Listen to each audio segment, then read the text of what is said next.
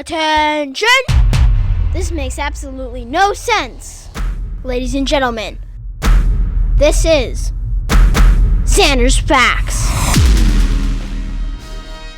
Hello everybody, welcome into the latest edition of the Zander's Facts podcast. I am of course the aforementioned Zander. It is episode 139 of the podcast here on Wednesday, June 12th, 2024. Thank you all so much for listening.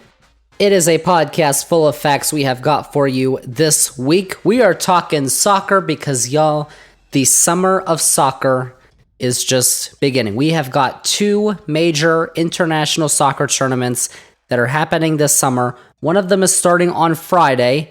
That is the Euros, the UEFA European Championships in Germany.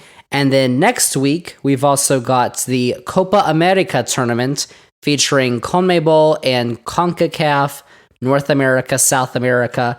That one includes the United States men's national team, and that is taking place in this country, in the United States. So we are talking about those two tournaments that are happening this summer with our Zander's Facts very own soccer guru, Emma Adams. She was gracious enough to join us for a pretty long fact-filled podcast this week, where we previewed each of the 24 teams in the Euros and the 16 teams in Copa America. We predicted the final standings for the group stage in both of those competitions, and we also went through our brackets to eventually pick a champion in both of those competitions, basically the championships of international soccer in Europe and in the Americas for Copa America. So that is what is on tap for the podcast this week, a very fact-filled podcast. And before we get started, you can follow Emma Adams on Instagram at emma.adams. That's EMMAA.Adams on Instagram. And she is also taking under a new project for Zander's Facts, our very own Zander's Facts soccer Twitter account. That's at Zander's Facts SC on Twitter. Go follow that. And also go follow all of Zander's Facts on social media, including Twitter and Instagram. And make sure to download this podcast to your device. It is how we get the facts recognized for more and more people. Make sure you do that. You can delete it the next day. It is super easy to do so. Help spread the facts. So let's get to the facts we have got this week. We are previewing the summer of soccer, the Copa America and Euros tournaments, including making some predictions from the Zander's Facts Soccer Gang. That is coming up right here as the Zander's Facts podcast continues.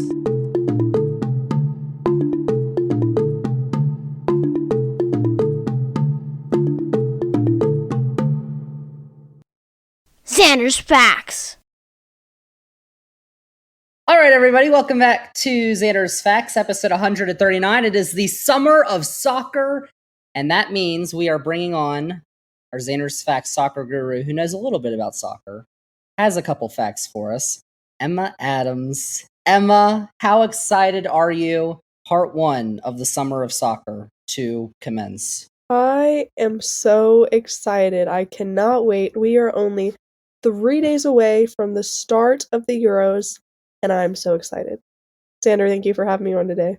Oh, of course. We got two big tournaments to talk about this summer. We got, as Emma just mentioned, the Euros, which begin on Friday. So we kind of have to get our facts in pretty quickly. And we've also got Copa América in this country, in the US, which begins later this month. So we will talk about both of those. We are going to preview. We're going to talk about all 40 teams between the two tournaments, all the groups. We're going to predict the groups. We are going to predict the knockout games, and then we're going to predict who is going to hoist both trophies for the Euros and Copa America. But Emma, let's start with the one that is beginning on Friday, the Euros, the UEFA European Championships, which are being played in Germany this year for the second time, or I guess the third time, if you count last time.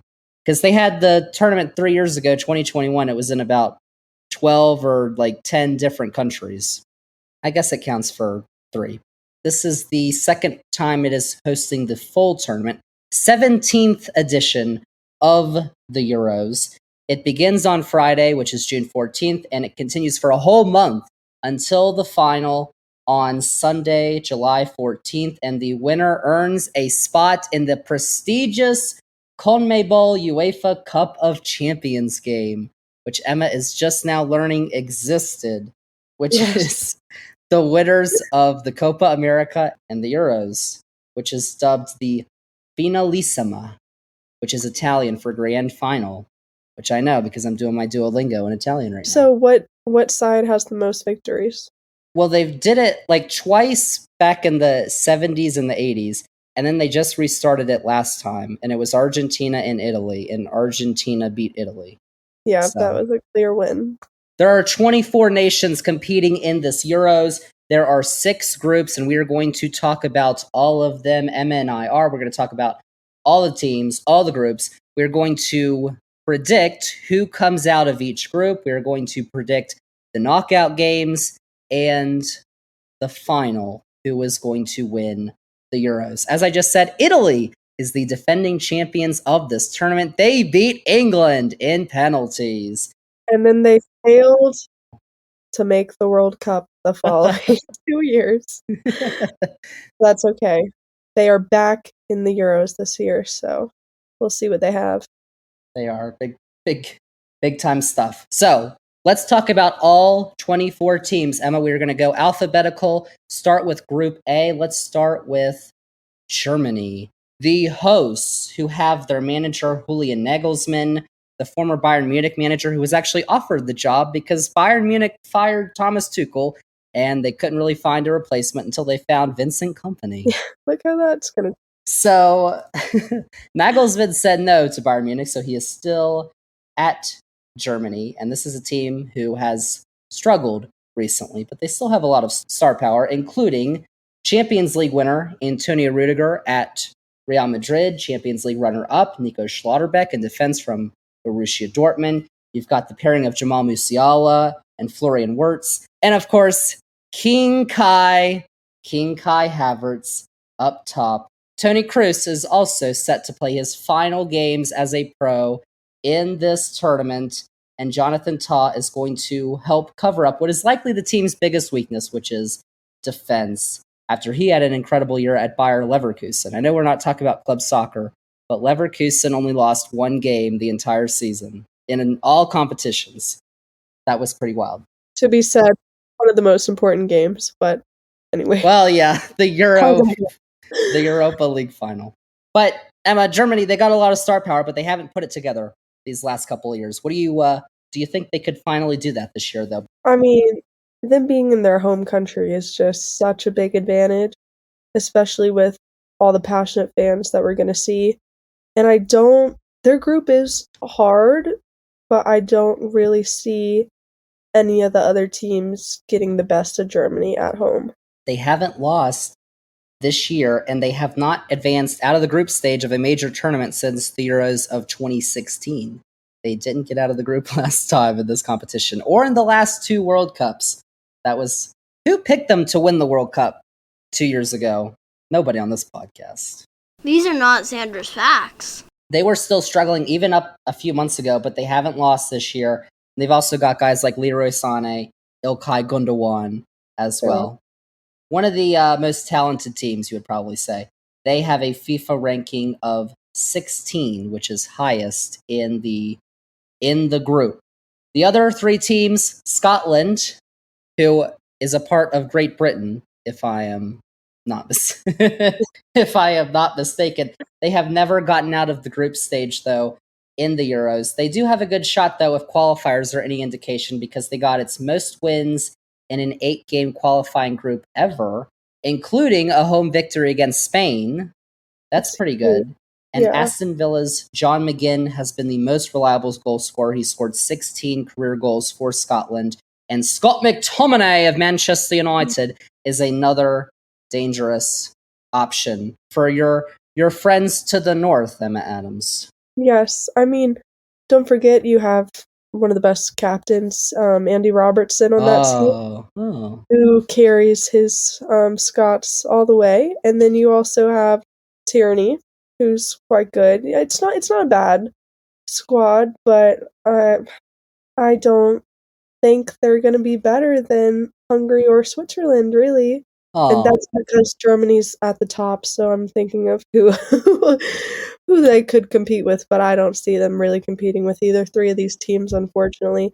I think they're a passionate team and they have a few key pieces, but as a whole they're lacking some players, so Scotland has the lowest FIFA ranking actually in this group at 39. And Scotland and Germany, the two first teams we talked about, are actually the two oldest teams in this competition, which for one of them still might be okay. The other one, I don't know.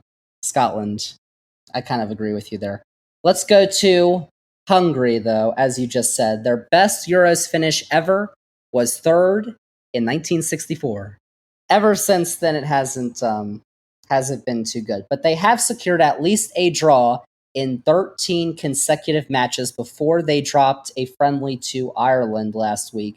But that run did include just 4 matches against teams in this competition: Serbia, Turkey, and the Czech Republic. Yet, I'm hoping you can tell me about this player, M. Adams, Dominique Szoboszlai. good enough. He had a pretty good debut season at Liverpool, wouldn't you say? Yeah.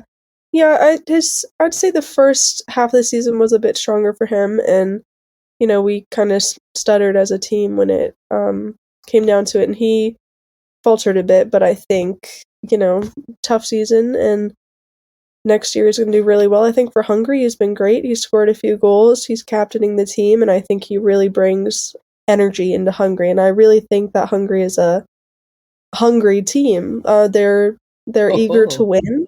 And I think they're passionate, and they, like you said, they've been on a good run of wins despite their recent loss to Ireland. But I don't really see them advancing, being the top 2 in the group. Well, they did get a big 4-0 victory a couple years ago. I don't know if you remember that one in the Nations League against a certain team who we believe is good, but I mean they lost 4-0 to Hungary, England. England was the team, so I mean, yeah. The last team in this group is Switzerland. Their best Euros finish was last time in this competition when they made the quarterfinals. They were one of the surprises. They knocked out France in the round of 16 on PKs before they fell to Spain in another round of penalties. But their captain, Granit Xhaka, was a key part of Leverkusen's almost undefeated season in the midfield after he transferred in from Arsenal last year. And Switzerland are well managed in goal. They've got 2 really good guys. They've got Jan Sommer from Inter, and they've got Gregor Kobel from Dortmund, who, as we said, just made the final of the Champions League. And they also have MLS alert, Emma Adams, Xherdan Shaqiri of Chicago Fire. When did he come to the MLS? Is 2 years? It was a couple years ago, actually. He's been there a while. He used to play for Liverpool. Oh. Not many MLS players in the Euros, so we have to take the ones we have for granted. But they're one of just 2 European sides who have advanced to the knockouts of the last 5 major international tournaments. You can probably guess that the other one was France, but that means that the Switzerland side has quality, Emma, against these other teams like Hungary and Scotland who don't have the pedigree that even the Swiss do. Yeah, honestly, I'm a bit of a fan of Switzerland. I think they perform every time they're given the opportunity to, and in these tournaments they have done well in the recent past. So I have them finishing second in Group A. They've got Shaqiri, Xhaka, they've got Akanji in the back line, Vargas in the midfield. You've got really strong key players who are going to hold the team together, not to mention the goalkeepers, as you said. So I think when they're asked to step up to the plate, they perform, and they're going to finish second this year. So you got in this group Germany, Switzerland, and then who's 3 and 4? Hungary, then Scotland. Poor Scotland. I have Scotland 4 too, actually. Mine are the same with you, except I have Hungary and Switzerland switched. So I have Hungary going through. Actually, though, I forgot to mention this at the top. The Euros, there's 24 teams, but they have a round of 16. So the top 2 teams out of each group would only be 12 teams. So the 4 best teams based on points also advance. The 4 best third place teams also advance. So third place team of this group could also advance. Yeah, I had Hungary going through as a third place, but it's we'll have to see. Yeah, it'll be interesting because I got Switzerland going through too. So this group starts off the tournament. Germany hosts Scotland on Friday, first game of the tournament at 3 p.m. Eastern Time. That's 8 p.m. for you Brits. And all the matches in the Euros are on Fox or FS1 on TV in the US. Let's go to Group B, which is, according to the FIFA rankings, the second hardest group in this tournament. It's the only group that has 3 teams in the top 10 of the FIFA rankings: Spain, Croatia, and Italy. And then you've also got Albania. So I think we all know who's going through. Albania, number 1. Top of the chart there. Let's start with Spain, though, Emma, because to me, this is looking like the group of death. Even though 3 teams can advance, still, this is the only group with 3 teams in the top 10 of the FIFA rankings. Yeah. And Spain is the only nation who has won back-to-back Euros. They did that 2008, 2012. That was the golden Spain team back a decade ago. The strength of today's Spanish side, though, is the midfield, like the one a decade ago, even though different players. You've got Rodri from Manchester City. He scored the lone goal in the Champions League final last year, 2023. He'll likely pair with Pedri from Barcelona, who was continuing to improve on form as the season ended. That is where Spain is going to win games. And you've also got the young wingers, one of whom has been breaking records for his youth. You're going to hear about this name for a long time to come. Lamine Yamal, who was 16 years old, became the youngest ever La Liga player when he took the pitch last season for Barcelona. He was only 15 at the time, which is crazy. Could you imagine being 15 years old and you're not just playing in some soccer game, you're playing for Barcelona? It's insane. Crazy. That's wild. He's also the youngest player to ever start in the Champions League and to score for Spain. And he is probably going to pair with Nico Williams from Athletic Bilbao for what could be an incredible breakout campaign for either of them. Yet Spain are the champions of the Nations League, which is the other UEFA tournament. They beat group mates Croatia and Italy in that tournament, but they also have some off-the-field drama, Emma Adams. If you remember from the Women's World Cup last year when their president decided to do a little puckering up with one of the players, Jenny Hermoso. He resigned, and so that's kind of been a cloud hanging over the federation. But still, even with that off-the-field stuff, Spain is still a team to be reckoned with in these types of tournaments. Yeah, I agree. I've never personally thought Spain has performed the level that they should have in recent years. I think that they have a really strong team, and for that reason I do have them finishing first in Group B. And I think they have some really great players, but I don't see them winning the whole thing, to say the least. I also have Spain finishing at the top of this group. Oh my gosh. All right. But we got 2 other teams who I think are probably going to be tough for them. One of them is Italy. As we said, the reigning champions of this competition. They are kind of the exact opposite of Croatia when you think about the standpoint of they succeeded to the highest extent possible in this competition. And then where have they been otherwise? They have not been in the last 2 World Cups. That's kind of, But their manager, Luciano Spalletti, who ran away with the Serie A title a season ago at Napoli, he was the manager for them. He then comes over to Italy. He replaced longtime manager Roberto Mancini last fall.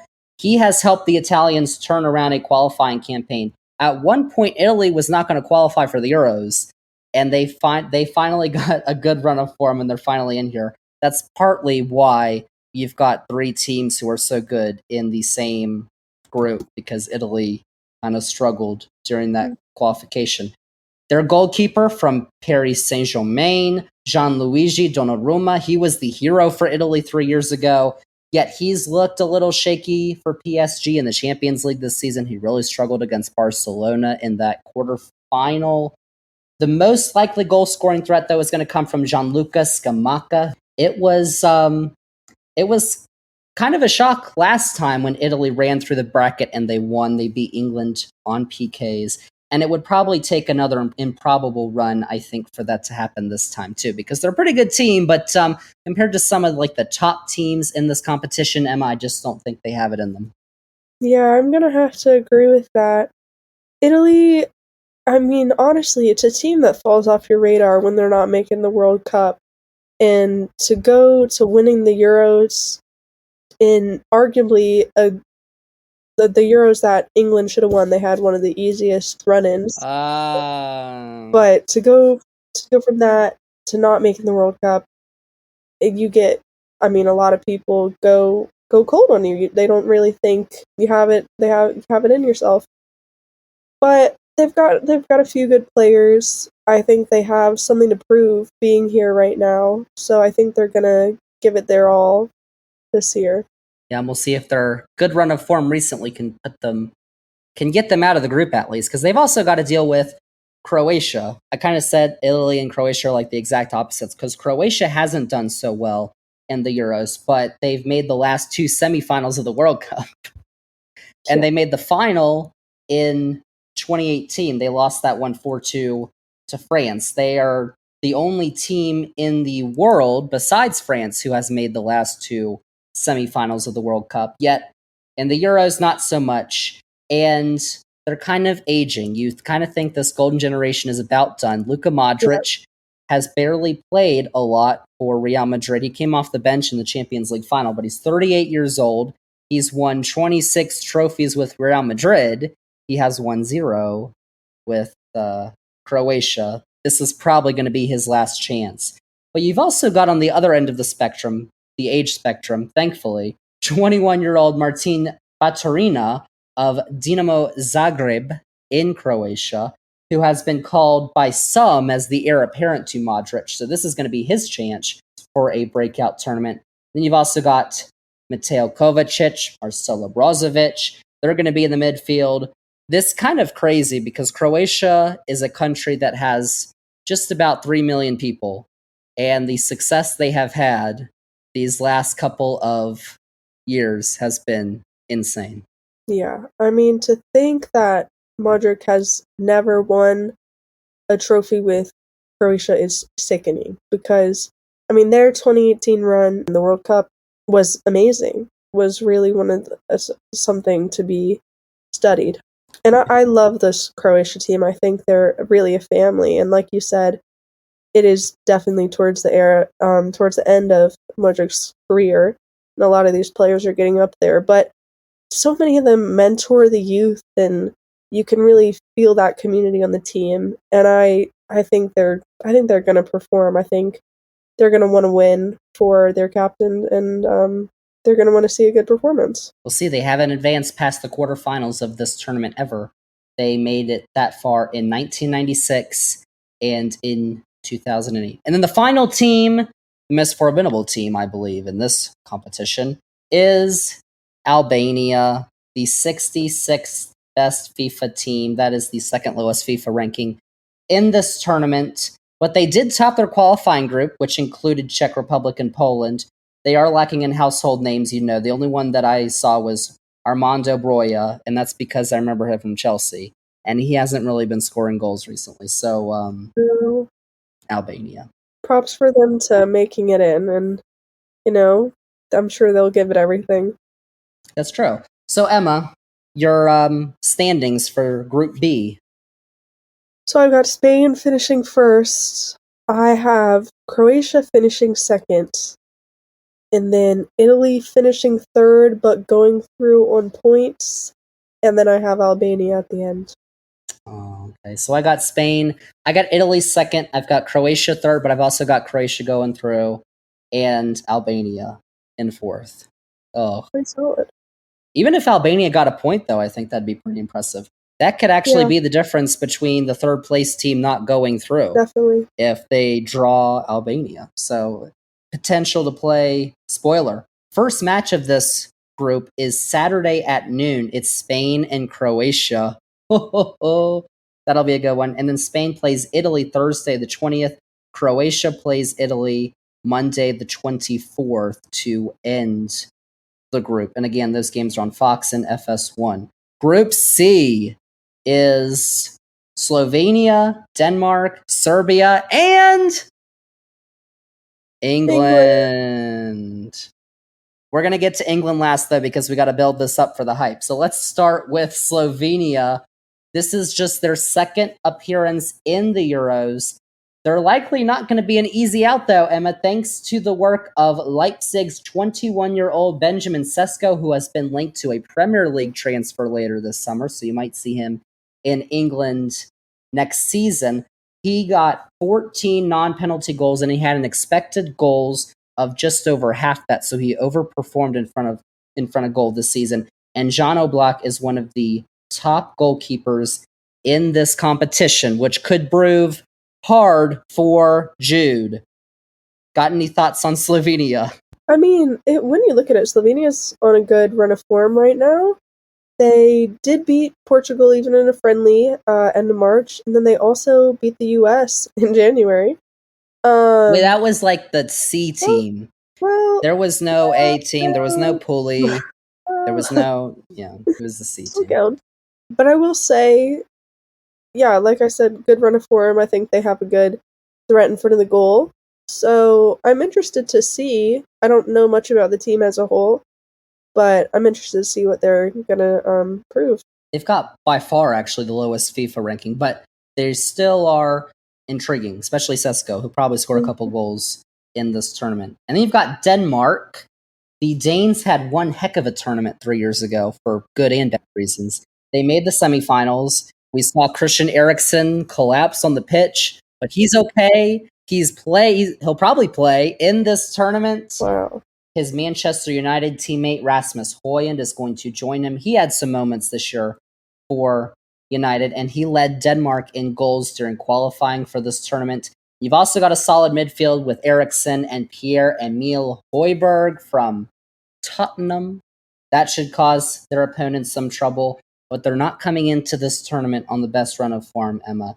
So time could be ticking for their manager, Kasper Holmond, if they fail to advance at least past the group. Yeah, I mean, when you look at this team and you look at the group, I think this is a team you would expect to advance the group stages, honestly. Because they do have some really strong key players, and I think seeing Christian Eriksen out there is going to be really emotional, and I think, like many teams, they do have something to prove for him, and they want, his memory of the Euros to be something more than it was last time around. So I'm excited to see what they can do together this year, and hopefully they'll bring something good. And then you've got Serbia, whose best Euros finish was runner-ups back when they were Yugoslavia. They were not Serbia. In 1960 and 1968, kind of like Denmark, they haven't had the best form in this tournament. Their manager is going to be under fire if they don't advance out of the group. Kind of like what happened in Qatar 2 years ago. They didn't advance out of the group. But there are several talented stars. They've got Alexander Mitrovic, who was on Fulham, now plays in Saudi.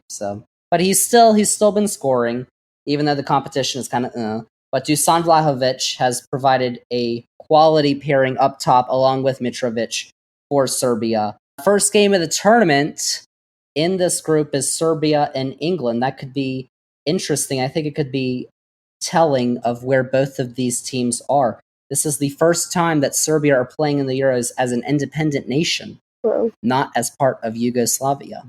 Something to prove.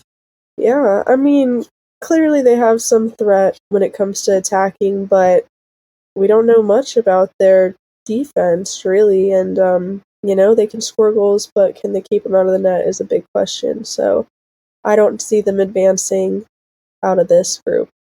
And then the breakdown we're all waiting for, Emma Adams's thoughts on England coming off a 1-0 defeat to Iceland. So many thoughts. Honestly, the defeat was so frustrating because they had better everything, really. They just couldn't put the ball in the back of the net. And how many times have we said that before with this team and the management and the players that we put on the field and the timings we do? Clearly, Alexander-Arnold was only put on in like the 60th or 70th minute, but he came on and created the most chances in the few 20-30 minutes he was on. So I do think that he has to start in order for England to succeed as a team. We were missing Bellegoal, so he's going to bring on a different level of threat to England. I think we are weak defensively this year. We have, you'll never hear me say this ever again, we have no Harry Maguire, which may be a bad thing in our team, because you don't really have that scene. You need a strong center back pairing, and we're not going to have that right now. I think Stones might be injured, Luke Shaw's injured, but they're still coming. You've got Walker out there, but then you're going to have a young person like Gahey, or Joe Gomez, who's mid-20s, but he lacks a bit of England experience in there. So I think defense is really what I'm concerned about, and what he's going to do goalkeeping-wise. I hope he decides to keep Pickford in the whole time, but you actually never know with Southgate. So. Gareth. And then obviously the big debate is, how do you frame midfield? You dropped the names of Grealish and Maddison, which got a lot of positive and negative feedback. I thought it was a big thing from him to do. He, in the past, he would have never taken a move like that. But when you look at it from the other side, you see a lot of creative possibilities. Those are both playmakers at the end of the day. And Grealish hasn't had a good run of form for City, but in the friendlies, Grealish came on, made an assist. He had something to prove, and he did, and he still didn't get picked. So we'll see. We're also taking a lot of chance in Palace players. We've got 4 Crystal Palace players in the England squad. That's the most of any club team there for England, which is huge for them. Oh. So it's going to be interesting. It's a lot of fresher England faces. It's going to be a different team, especially. It's going to be really interesting to see who he pulls from the bench. Is he going to pull Watkins, Tony, Eze? You never know what direction he's going to play in. So I'm excited, but I'm nervous. It could go either way. You can put on a performance that's great, or you can put on a performance that was really lacking everything. So I don't know how England's going to do. Everyone says, you look at this group, you think England has to finish first in this group. And if you don't finish first, you're not going far at all, honestly. And it's really hard for me to think of, if we played France, Netherlands, Portugal, even Croatia, teams like that we would beat them. Right now I just don't have that faith in us, but you never know. It's a 50-50 chance when they get on that pitch, so we'll see. Yeah, I've got England finishing first, so we'll see. That Iceland loss didn't inspire much confidence. But when you look at the players you have, Emma, it's like they are one of, if not the most individually talented team in this tournament. Jordan Pickford plays for Everton, but when he plays for England, he's always been really good. For me, when I look at players, the best team has to be France. That's for me. But England's, like you said, they individually, you have some of the most brilliant, talented players that have been, most of them are in the Prem right now, but that have ever stepped foot on the field. But just as a team, something is lacking. The pressure is on Gareth. He's been there for 8 years. Yeah. His tournament finishes under Southgate have been semifinal, runner-up, and quarterfinal. So it's not like he's doing terrible, but still. And England's never won the Euros either, It's never come home. There's exactly, but that's the pressure on England, is that, why aren't we winning it? It should come home, and especially with the last Euros, we had the easiest route to the final. We played Italy. You looked on paper, we should have won. We didn't. And, this year it's not as we're not as confident. So, but you look at players. You have Phil Foden, you have Jude Bellingham, you have Harry Kane, one of the best strikers. Like Declan Rice. I mean, it's a crazy team. I bet it's Kane. I bet if they dropped Harry Kane, they'd win a tournament immediately. Because, he was at Tottenham all those years, never won a trophy, goes to Bayern Munich. They somehow lose the Bundesliga. Yeah. All right, Emma. So do you have England first in this group? Do you have hope in them? I do, but if they lose their first game, they're not finishing first. If they lose to Serbia, they got major issues, okay? They're done. Like, even Southgate's tired. Well, during the tournament, they're like, "You're out of here, buddy." Everyone just pack your bags, please. Yeah, well, yeah. If they lose to Serbia, although just remember the first game is not everything, because Argentina lost the first game to Saudi Arabia 2 years ago, and then they didn't lose another game. They won the tournament. So that doesn't mean everything. But I've got England first, Denmark second, Serbia I've got third, but I think Serbia is going to advance, and I got Slovenia number 4. Oh, I put Slovenia third and Serbia fourth. And I don't have Slovenia. Oh. Sadly. But yeah, that first game in this group is Sunday the 16th the first game is noon, Slovenia, Denmark, and then at 3 p.m. Eastern is Serbia and England. And then the big game, I think, in this group is Denmark and England, which is Thursday the 20th at noon. And then England finishes up with Slovenia and Denmark finishes up with Serbia. Let's go to Group D, according to the FIFA rankings, the hardest group in this tournament. It's got Poland, it's got Netherlands, it's got Austria, and it's got a little country called France. But let's start with Poland. You've got this group who's headlined by stars like Kylian Mbappe, Virgil van Dijk, but you better not forget Robert Lewandowski, Emma Adams. Robert Lewandowski, he's 35 years old. He's not who he once was. He hasn't been getting on the score sheet and in the headlines as often since he moved to Barcelona from Bayern Munich. So that could be a little bit of an issue. Their best player is kind of aging. But Nikola Zalewski from Roma is another option in attack for a squad who are on an 8-match unbeaten run heading into this tournament. But there are concerns about Lewandowski and his fitness. If he's not able to get to 100% for this tournament, that might be a little issue because their defense is not going to help him out at all. Yeah, I mean, momentum going into a tournament is always a really big factor, and it really helps you when you get into that first game. But I mean, that is more than your star player. He is your everything player. Like, that is a Messi equivalent almost. And like, if he's not fit, there's not a lot of hope for that team, sadly.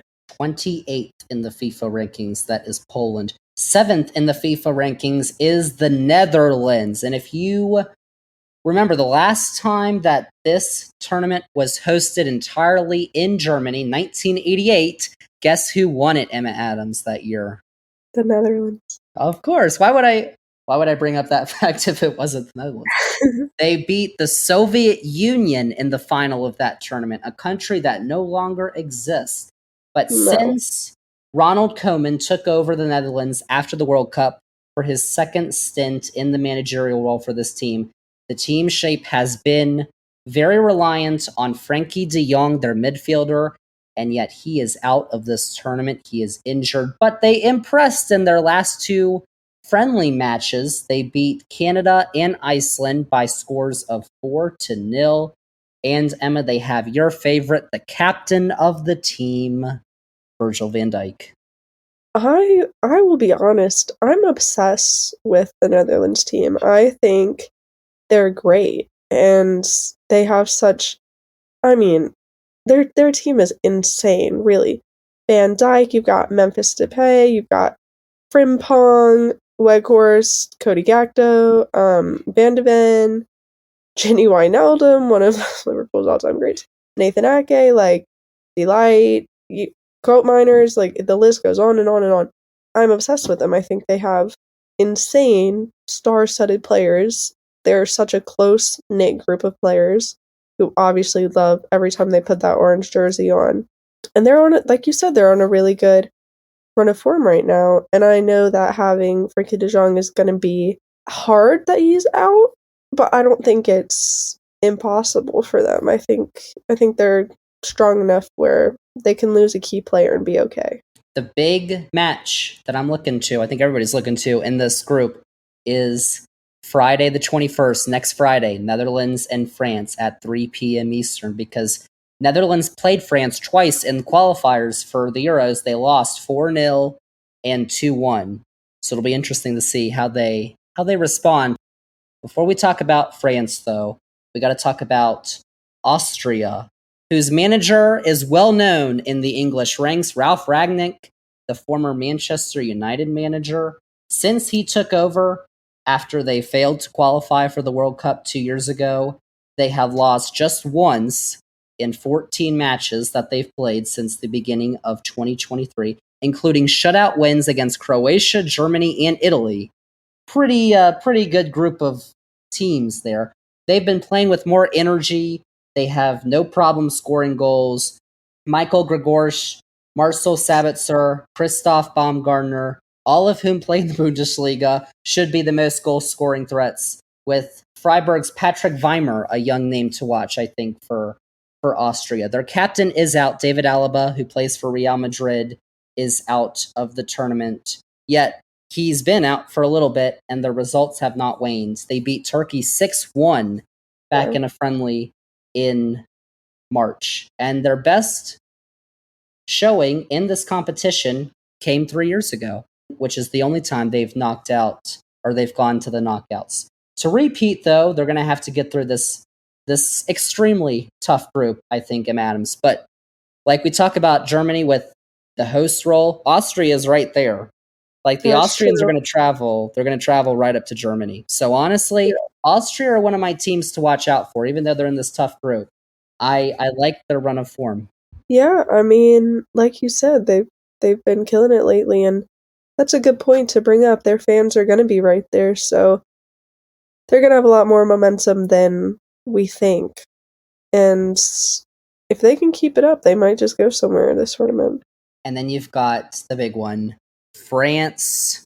France is number 2 in the FIFA rankings, only behind the team they lost to in the World Cup final last time that tournament was played. They are the envy of Europe, though, I would say at the moment. They have been to the last 2 World Cup finals. They won one of them.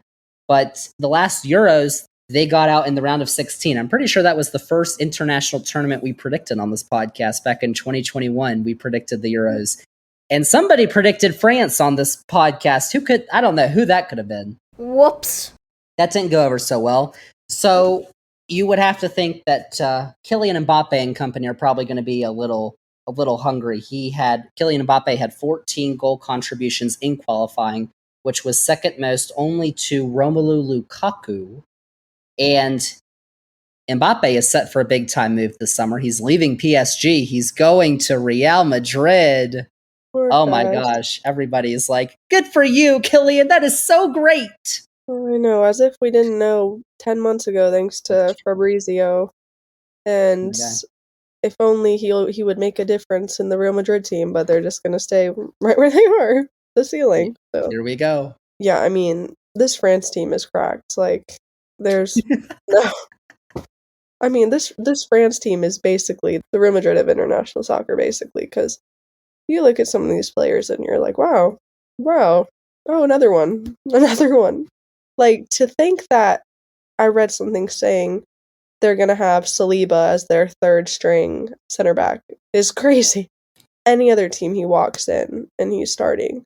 So, I mean, this team is just so good.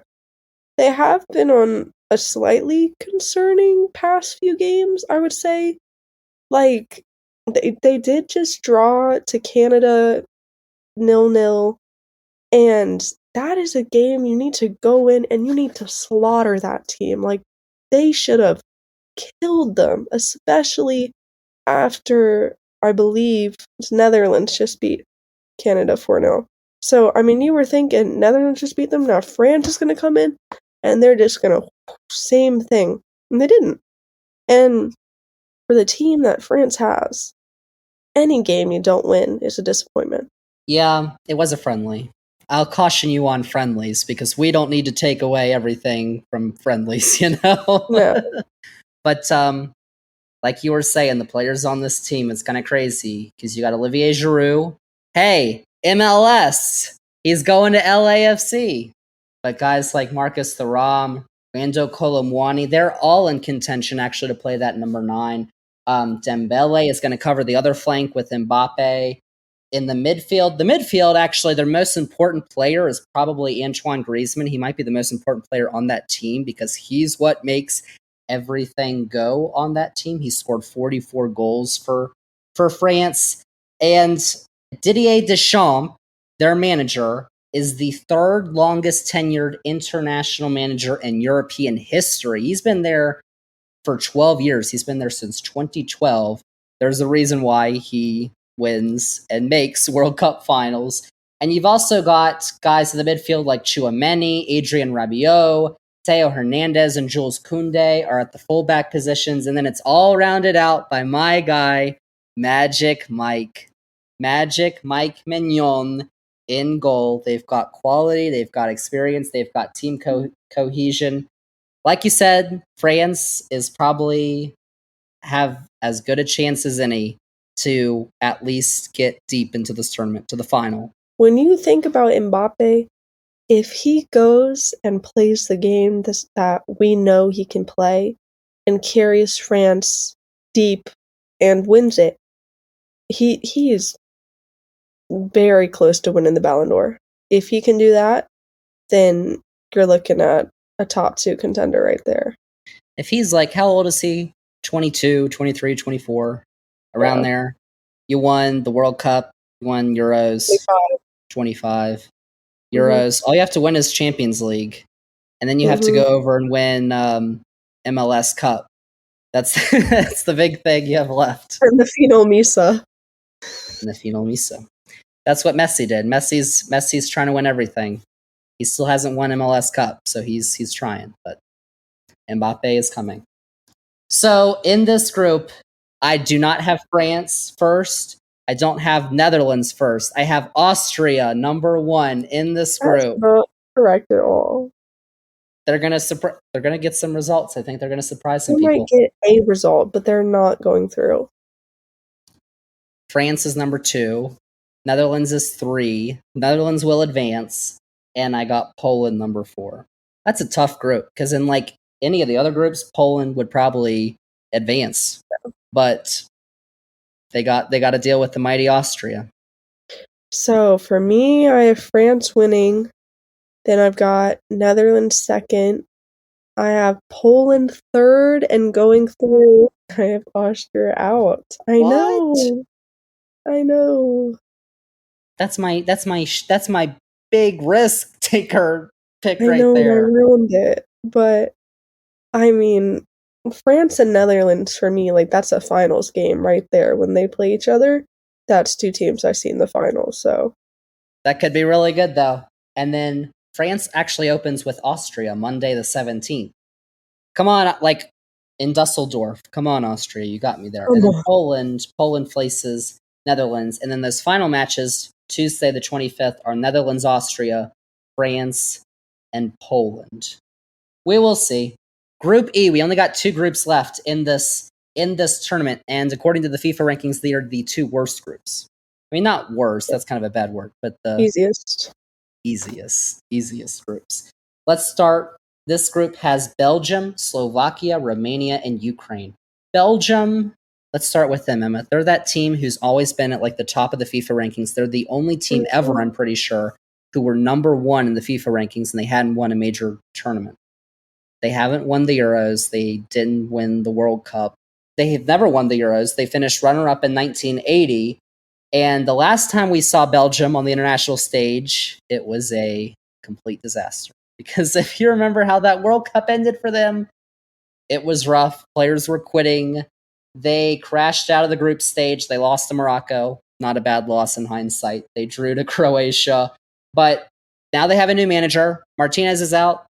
Domenico Tedesco is in. So far, so good, though, because since his appointment in February of last year, they have not lost a match. They have won 6 games and got 2 draws in qualifying for this tournament. They actually haven't lost a qualifying match for the Euros or the World Cup since 2015. They're actually beasts at qualifying. Tedesco, though, he's done a really good job putting the squad back together, except for Courtois. Apparently, they're not talking anymore. Courtois is not in this tournament for Real Madrid, and Eden Hazard retired. But Romelu Lukaku, I don't have very good thoughts about Lukaku from my Chelsea days, but apparently he's pretty good. He's the team captain. He's going to sit in front of Kevin De Bruyne, of course, one of the best attacking midfielders. The key for Belgium, though, is going to be players like winger Jeremy Doku, who can find Lukaku, because Lukaku cannot create his own chance. You have to give him the ball, and then he turns around and he shoots. I read a tweet earlier this week about Lukaku, and it was like, Lukaku's the type of guy to score a hat trick and tie the game 3-3 and then score an own goal. La caca. And I was like, oh, yeah. That's right. But this group isn't as difficult as some of the others, so I'm kind of thinking that like they can kind of find their footing in this group and then possibly make a run.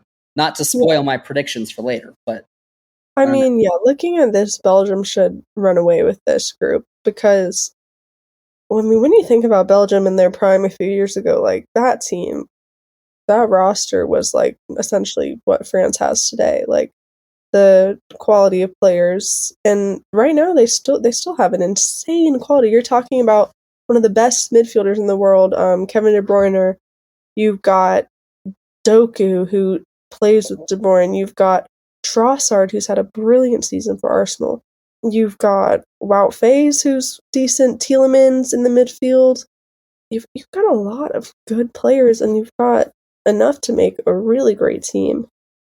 And like you said, I think this group will give them the chance to find their feet and get comfortable. Yeah, they are kind of like France, or they were, with all that talent. But the difference was France had that team cohesion, you know? Mm-hmm. That's how they've won tournaments. And Belgium hasn't had that. So far, well, this tournament can change that. They've got a new manager. So anything could happen. Slovakia is also in this group. They won this tournament in 1976 as Czechoslovakia.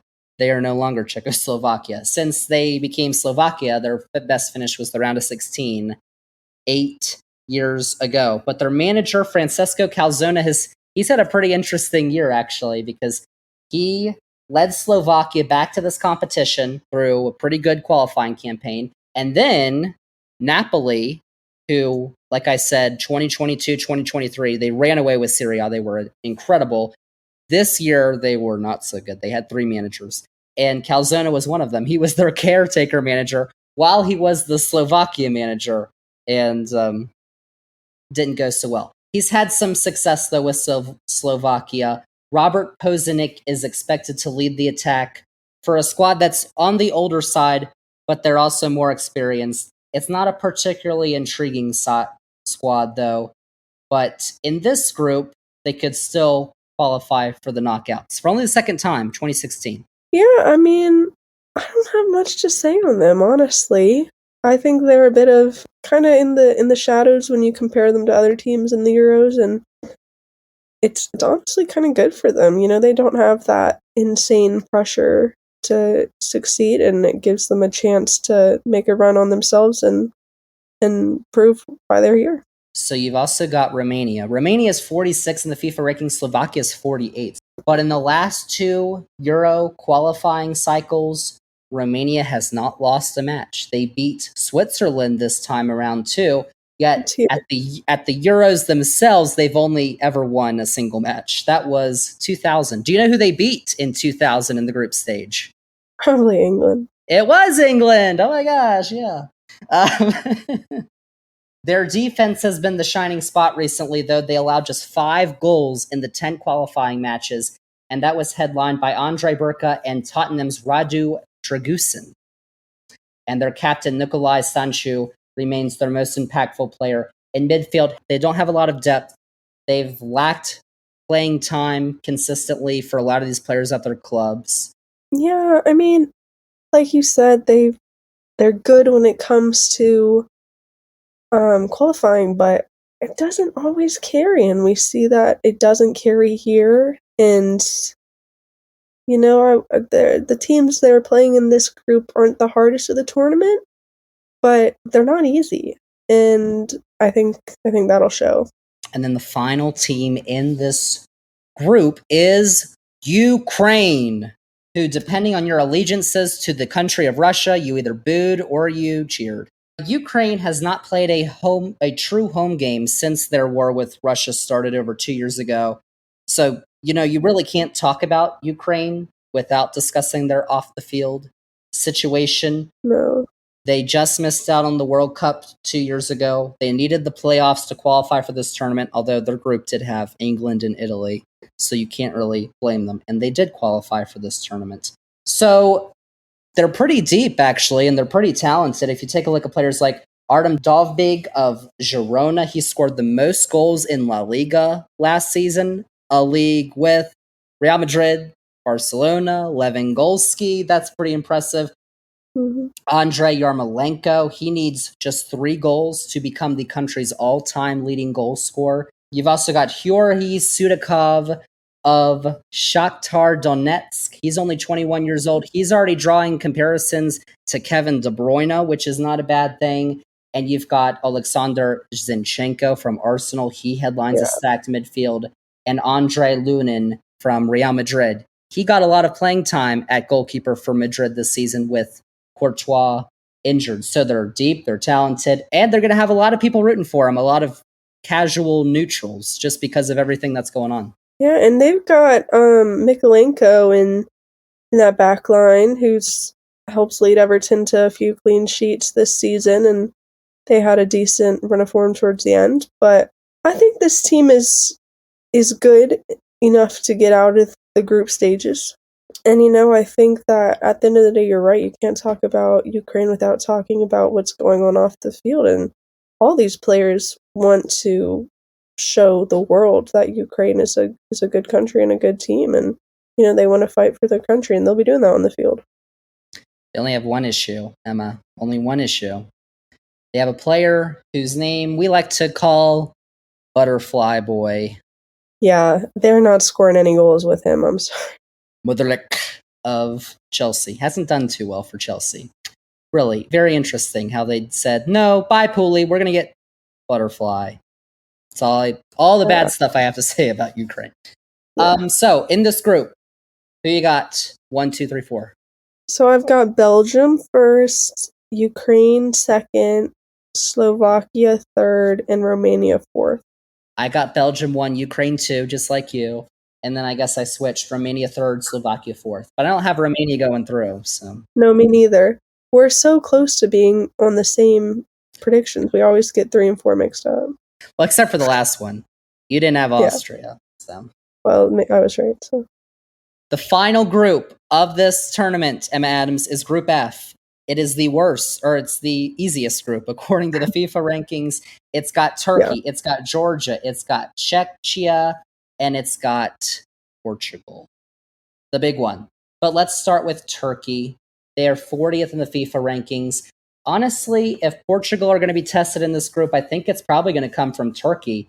They've got Hakan Çalhanoğlu from Inter Milan. He was one of the best players in Serie A last season after he was playing deeper into the midfield last season. He's a player who could probably take over a match. He's got the quality. He's got the vision. When the ball's at his feet, he could create chances for that team. They've got several valuable options in attack. They've got Aktürkoğlu from Galatasaray in Turkey. And pay attention to 19-year-old Arda Güler from Real Madrid. Another Real Madrid youngster to know, because they're not stopping. He got 4 goals for Real Madrid in their last 3 La Liga games. So just, watch out. Yeah, I mean, when you look at their recent friendlies and even some of the qualifiers, they are not on a good run of form. I mean, they just got beat by Austria 6-1. That's right. I mean, you tied to Wales. They beat Germany, though, last fall. I mean, you never know if that really means anything. And Croatia in the qualifiers. And I do agree that if anyone's going to give Portugal a run for their money, it's going to be Turkey. Mind you, Portugal should be in a whole nother league when it comes to this group. I mean, But before we talk about Portugal, let's talk about Georgia. Not the ooh, state, the country, the only nation who is making their Euros debut in 2024. This is their first tournament ever since they split apart from the Soviet Union, and they have the lowest FIFA ranking in this tournament at 75. But they do have a player from Napoli, Kvaratskhelia, who is 23 years old, and he's already won the Serie A MVP award, and he has the most goals in the squad for Georgia at 15, just to let you know. Under their manager, actually, Willie Sagnol, they have their biggest defeat ever in history, 7-1 to Spain, but they also have their biggest victory ever. They beat Thailand 8-0. But I'm kind of thinking that they're probably going to get some games like the first one I mentioned and not like the last one I mentioned in this tournament.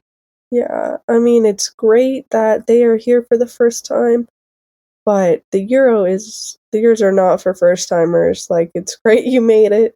It's great you took the flight, but you're going right back home, I'm sorry to say, because this is not a beginner's game. This is for the big leagues. Poor things. Czech Yeah. Republic, who I have been informed prefer to be called Czechia. Yeah. So I'm going to refer to them as Czechia. I didn't know that. Who informed you? Google. So Czechia, since they became the Czech Republic in 1992 and they split from Slovakia, they have qualified for every Euros tournament, including finishing second and third. They finished second in 1996. They got to the final. And they won't have a problem creating chances for their goal scorers because they have Patrick Schick from Leverkusen, who tied Cristiano Ronaldo, another player in this group, in the last Euros with the most goals in that competition.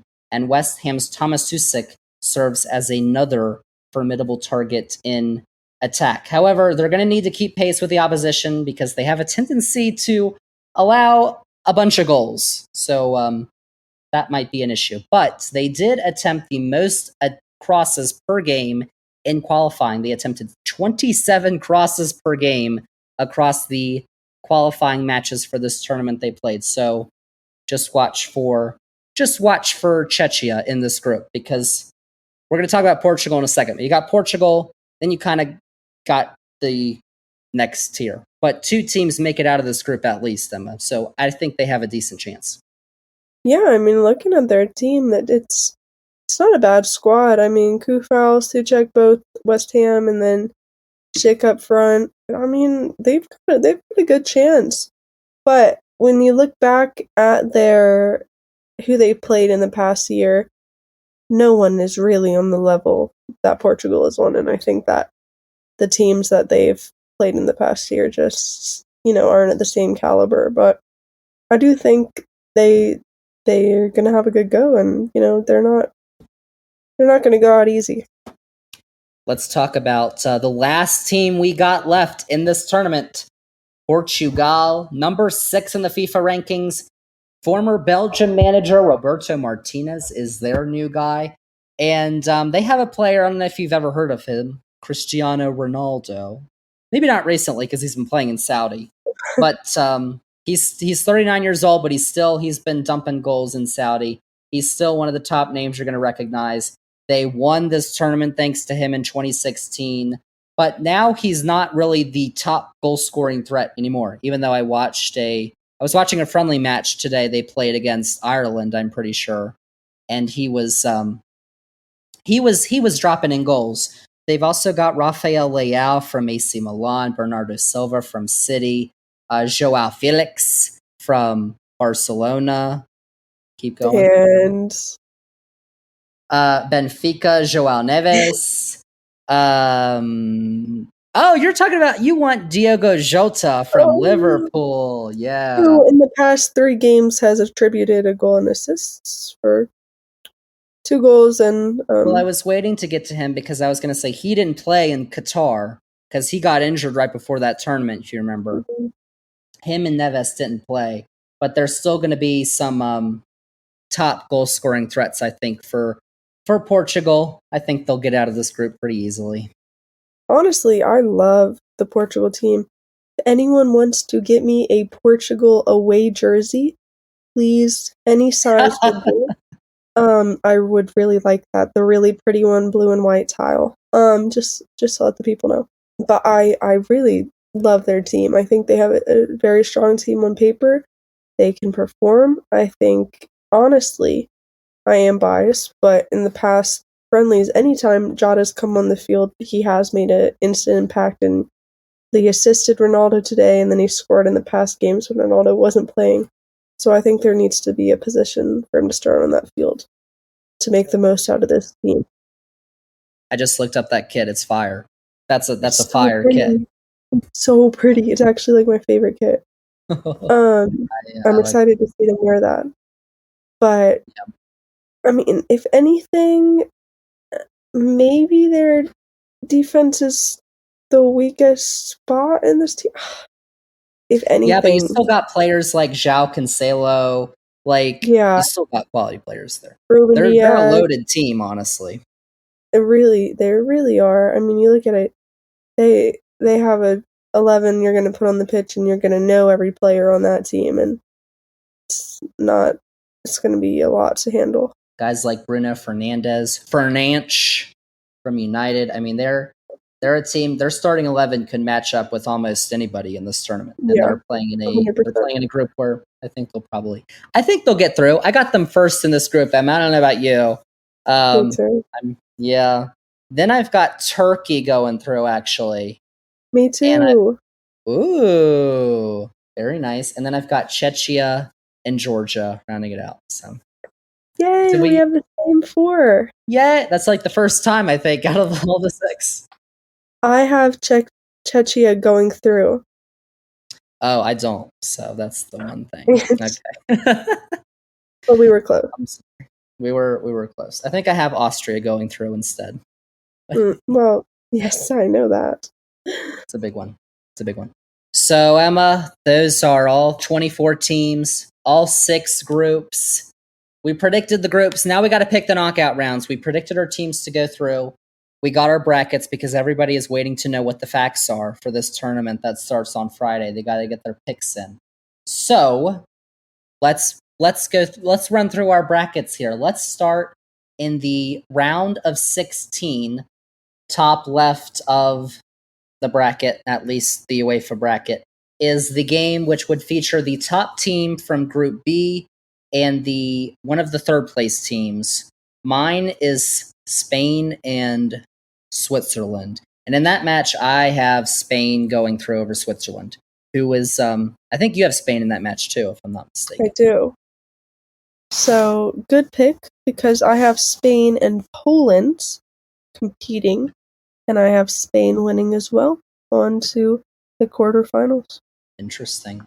Next match is the first team in Group A, the second team in Group C. Who you got? So for me, that's Germany and Denmark, and I'm going home team advantage here. I've got to give that one to Germany under the quarterfinals to play Spain. I got the same match. I got the same result. Germany. King Kai. Kai kind of let me down last tournament. He's not going to this time. No way. Next is first team from Group F, and then a third place team. Minus Portugal and Serbia. I think. Actually, this is kind of pretty easy for me. I got Portugal going through. Yeah, come on now. So mine is Portugal versus Italy, actually. That's a good game, but I'm still going Portugal. All right. And then the second team from Group D, the second team from Group E. I have Netherlands versus Ukraine. And I'm giving it to the Netherlands to play Portugal in the quarterfinals. I've got France and Ukraine, and I was like, can I give it to Ukraine? No. I'm going to give it to France. But France got out in the round of 16 last time, so honestly, anything's possible. But yeah. No, I got France facing Portugal. First team in Group E, second team, or third place team. I've got Belgium and Croatia. like I told you earlier, I'm kind of hot on Belgium right now. I think they're going to find their footing in the group. So I got Belgium over Croatia. I think Croatia is going to continue their poor form in the Euros. Interesting. This is where we get a little different here. I have Belgium versus Hungary, and I'm going with Hungary on this one. That's a hot take. Whoa! But I kind of like how they've been performing recently, and I don't know. Belgium for me, just they don't do it for me anymore. They're just not very cohesive. So okay, buddy. I know. Who you got in this next one? First team in Group D, second team in Group F. So for me, this is France versus Turkey. Gotta give it to France. I would too if I had that, but I have Austria and Turkey. And I'm giving it to Austria, my team. Oh my gosh, they're going to make a run, buddy. It's going to be a big one. Manchester United's going to be like, why did we keep Ten Hag? We could have gotten this guy back. I know. First team in Group C and a third place team. England for both of us. And then I've got Netherlands against England. And honestly, that's a tough one. I think if that actually happens, I think you're going to be stressing out about that game a lot. I wouldn't want to see that. That would be a Sunday, June 31st at noon. But I've got England. I believe a little bit. I got England. I would have picked Netherlands. I have England versus Czechia, and I'm going with England. That's a little tough. That's a little easier pick to make, I think. Yeah. If they face, both. But they will, if they win that group, that's why it's so important to win that group, because they would be facing a third place team, which I picked to be the Netherlands. But all right, final game of the round of 16. This would be the first game, actually, of the round of 16 being played Saturday, the 30th at noon. I've got Hungary, the second team in Group A, and Italy, the second team in Group B. What about you? It's a good game. I have Switzerland versus Croatia, also a good game. Ooh, who you got? I have Croatia, actually. I like them. Very good analysis. And Hungary and Italy, I like Italy going through.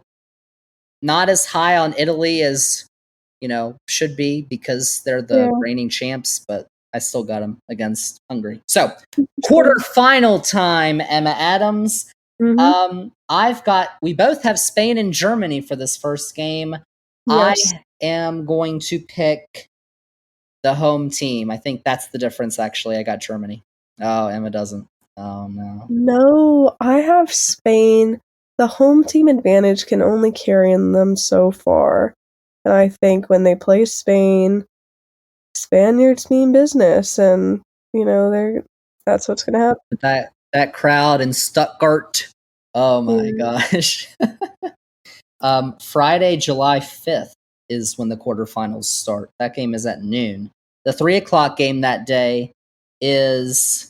For me, it's Portugal-Netherlands, which is a great game. I would love to see that happen, but I would be sad because I like both the teams. But I'm going to have to go with Netherlands here. I think they're just a bit more put together than Portugal. Oh, all right. So I got Portugal-France, and I'm also going against Portugal. I got France winning because I believe in France this year. I picked France to win the whole thing 3 years ago. I said that, and they let me down. They're not going to let me down this time. No way. Next one is, for me at least, Belgium and Austria. And this is where the run for Austria ends, sadly. Good. That's terrible to say. Those poor Austrians. I like Belgium to go to the semifinals. Interesting. I have Hungary versus France. It's got to be France, and they will be there. Yeah, that's kind of an easy one for France, I think, if that happens.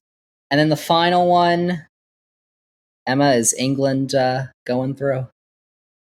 This is going to be a hot take. I have England versus Croatia, and I'm actually going to go with Southgate gets fired and Croatia wins. Oh my Just gosh. because the only reason, not the only reason, but a main reason, is Croatia is one of England's bogey teams. Back in the 2018 World Cup, we lost to Croatia, and we should have won. That England team was a good squad, and we lost. And I just don't think Croatia's a great team, so I don't really see England getting past them in this one. That's crazy how I have more confidence in England than you. Probably the first time ever. I got England, Italy, and I'm not high on Italy, so I got England going through. Yeah, mean, if you give England Italy, they are going to make them pay for losing the last Euro. So yeah, that'd be good though. That's a final rematch in the quarterfinal. Yeah, I like that one. So those games are Saturday, July 6th, noon and 3 Eastern. Then we get to the semifinals. Emma, my first one is Germany and France. Oh, I love that. Germany and France. I like the home side, but I like the best team in Europe better. I like France beating Germany. Yeah, I would have picked the same thing, but I have Spain versus the Netherlands, and I'm going to back the Netherlands on this one. I think, like I said, they're put together. And then that second semifinal match, you have Croatia and somebody else who I forgot. The Frenchmen. So France, Croatia, rematch of the final World Cup. France are gonna win that. Yeah, that's that. I like that. I like that 2018 World Cup final rematch in the semifinals. That would be nice. That would be peak. That would be good. I got Belgium and England, and this is where England's run comes to an end. Oh, come on. If we were to lose to anyone, it's not going to be Belgium. I got Belgium winning. So in real life, if England lose to Belgium in the semifinal, do you think Southgate stays? Because there's reports that he might even just leave on his own volition after this tournament. Is leaving on your own volition really leaving on your own volition? Well, when the fans have asked to have you outed for the past few years. So, I mean, I wouldn't say getting to the semis is a letdown for England with this squad, but it kind of is. So I don't know. Well, it's better than getting to the quarterfinals. Yeah, no, Southgate would definitely be fired. So then the final, for me, France and Belgium. I like Belgium, but I like France more. And Mbappe, and I got them winning the Euros. I got France winning their second major trophy in, I guess it's 6 years. I also have France in the Euro 2024 final, but I have them playing the Netherlands again. Now, I'm going to guess in the group stages, France gets the better of the Netherlands. As I said, France finished first, Netherlands finished second. But I think in the final, France are going to lose. And the Netherlands are going to win the Euros for the first time since 1988. Wow. And I had that stat earlier. Last time Euros were played in Germany fully, who won? It was the Netherlands. So I've been eyeing them a little in the past few friendlies, and I just see something in that team that really makes me think that they can go all the way this year. Wow. You really like that group. That group with France and the Netherlands. I really do. I think it's a strong team. And I also love France. I think whoever wins that game really deserves it. I don't think anyone's there wrongly, so but I'm backing with the Netherlands this one. Oh yeah. Okay. I got France. Emma's got Netherlands. That is the Euros. One tournament down, one to go. That final would be Sunday, July 14th, 3 p.m. Eastern in Berlin, the capital of Germany, and it would air on Fox. So that is the Euros. One tournament down, one to go. Let's transition over to the 48th edition of Copa América, officially CONMEBOL's tournament, but this year it's a joint operation between CONCACAF and CONMEBOL, including teams from North America and South America. And it is being played, guess where? In the United States for the second time, joining 2016. Does that mean we're going to the games? Absolutely not. It is, but listen, Emma, Summer of Soccer Part 1.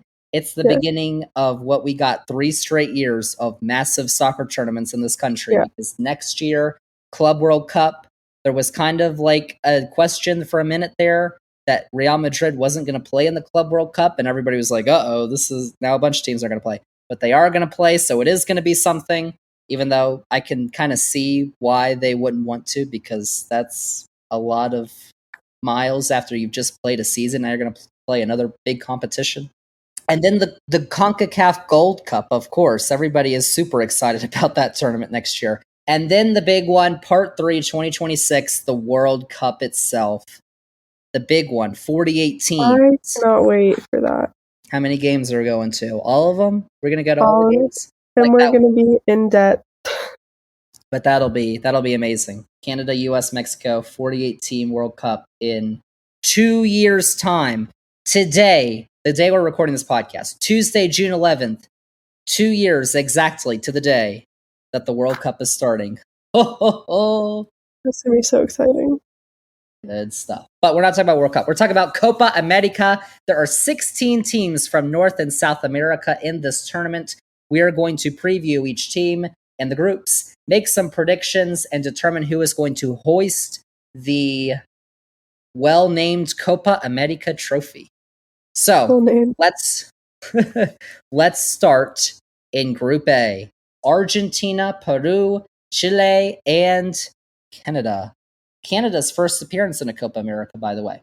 So let's start with the defending World Cup champions, Argentina, Emma Adams. They have won the Copa América 15 times, which is tied for most. They've had a lot more Copa Americas than they have Euros, I found, which is strange. It's interesting because, like, before, they never really set to a schedule. Like, they had a Copa America in 2015, and then they had another one the next year, in 2016.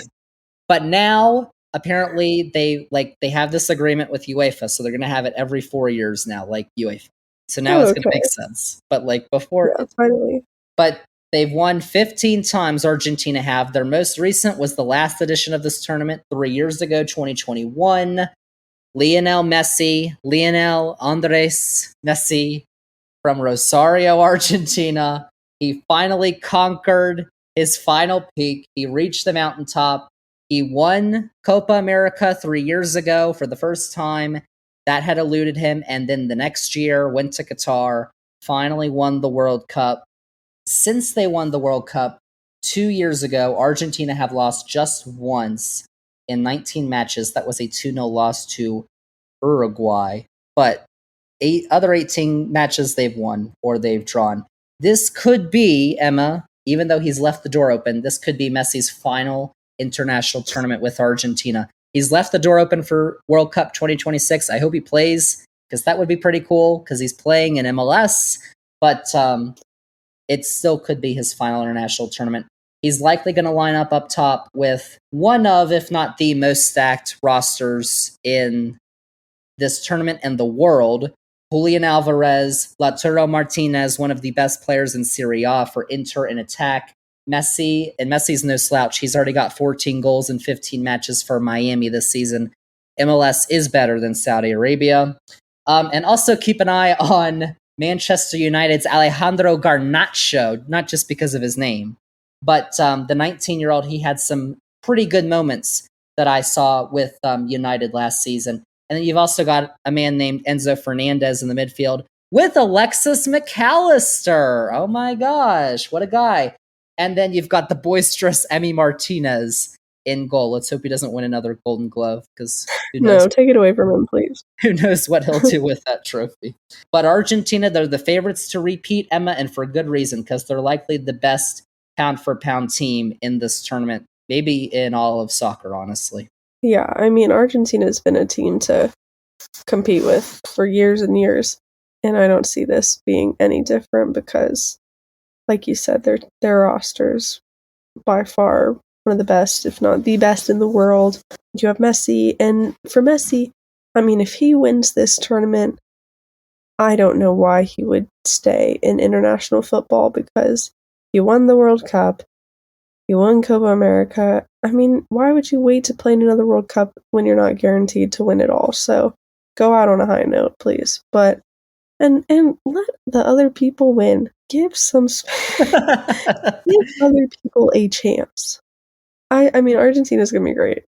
It's gonna be. They're always fun to watch, and this tournament, the only team I see them giving any type of press back from is Uruguay. And Uruguay's not even in their group. Exactly. Other teams in their group, I mean, Argentina's number 1 in the FIFA rankings. Peru is number 32. They've won this tournament twice, but not since 1975. That was actually the first year it was called Copa America. Before that, it was called the South American Football Championship. They did make the 2019 final, but their run of form is a little rough. They did not win any of the 6 World Cup qualifying matches that they played last year, and they had 4 losses, 2 to Chile and Argentina.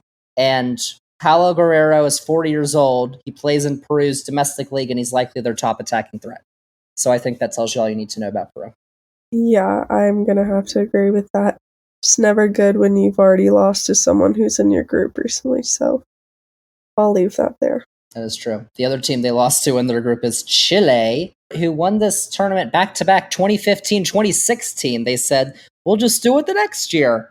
It's been a steady drop-off since then, though. In both those final matches, they beat Argentina on penalties in both of those finals. So Argentina might not give them any mercy in this group, actually. Yeah, don't let it go to pens. And their aging squad's certainly a factor for their poor run of form recently. Claudio Bravo is 41 years old, but he's going to start in goal. Alexis Sanchez continues to be their top playmaker at 35 years old. Something is in that South American food or water, because all these people are old and they're still performing. So, and old is relative. They're not old, but they're old for soccer. Yeah, like you said, kind of been on the decline. I don't fancy them this much in this tournament. Poor things. And then the team everybody is looking forward to watching. Oh, Canada. Who's their manager, Emma Adams? Jesse Marsh. Jesse Marsh, that's right. So Canada, they kind of going through it for a little bit, because they had John Herman, who was their manager. He did great for them. They finished atop World Cup qualifying in CONCACAF. They called themselves the Kings of CONCACAF, and then they proceeded to not get out of the group at the World Cup, so that didn't go very well. And then apparently the Federation has been considering declaring bankruptcy, because they've been having some big issues in Canada. Herdman left. He's now coaching at Toronto and MLS. And so they got Jesse Marsh. He was formerly of Salzburg, Leipzig, and our favorite, well, not our favorite anymore, we hate, but Leeds United, who was our favorite, Leeds United States. He took the reins just a few weeks ago, actually. So this is like all brand new. They played 2 games, lost to the Dutch 4-0. They drew France 0-0. I don't know if we should take anything from that, but I am a Canada fan. Alphonso Davies, go ahead. And you're going to carry this team. I think Canada are going to do well. I think they're the second most talented team in this group, with Davies, Tejan Buchanan, Jonathan David. They've got a ton of MLS players. But I do think that because Jesse Marsh, who I love, just got in there a couple weeks ago, I feel like it's going to take some time for him to mold this team into what he wants. So I have them finishing last in the group, actually. And I love Canada. I feel like I might have picked Canada to get out of the group in the World Cup. I don't remember, but I'm just not feeling it this cycle, because it has not been going well for them recently. They're looking like they're on the upward trend, I think, but I think it's going to take some time. So my group prediction, Argentina number 1. I've got Chile number 2, and then Peru and Canada.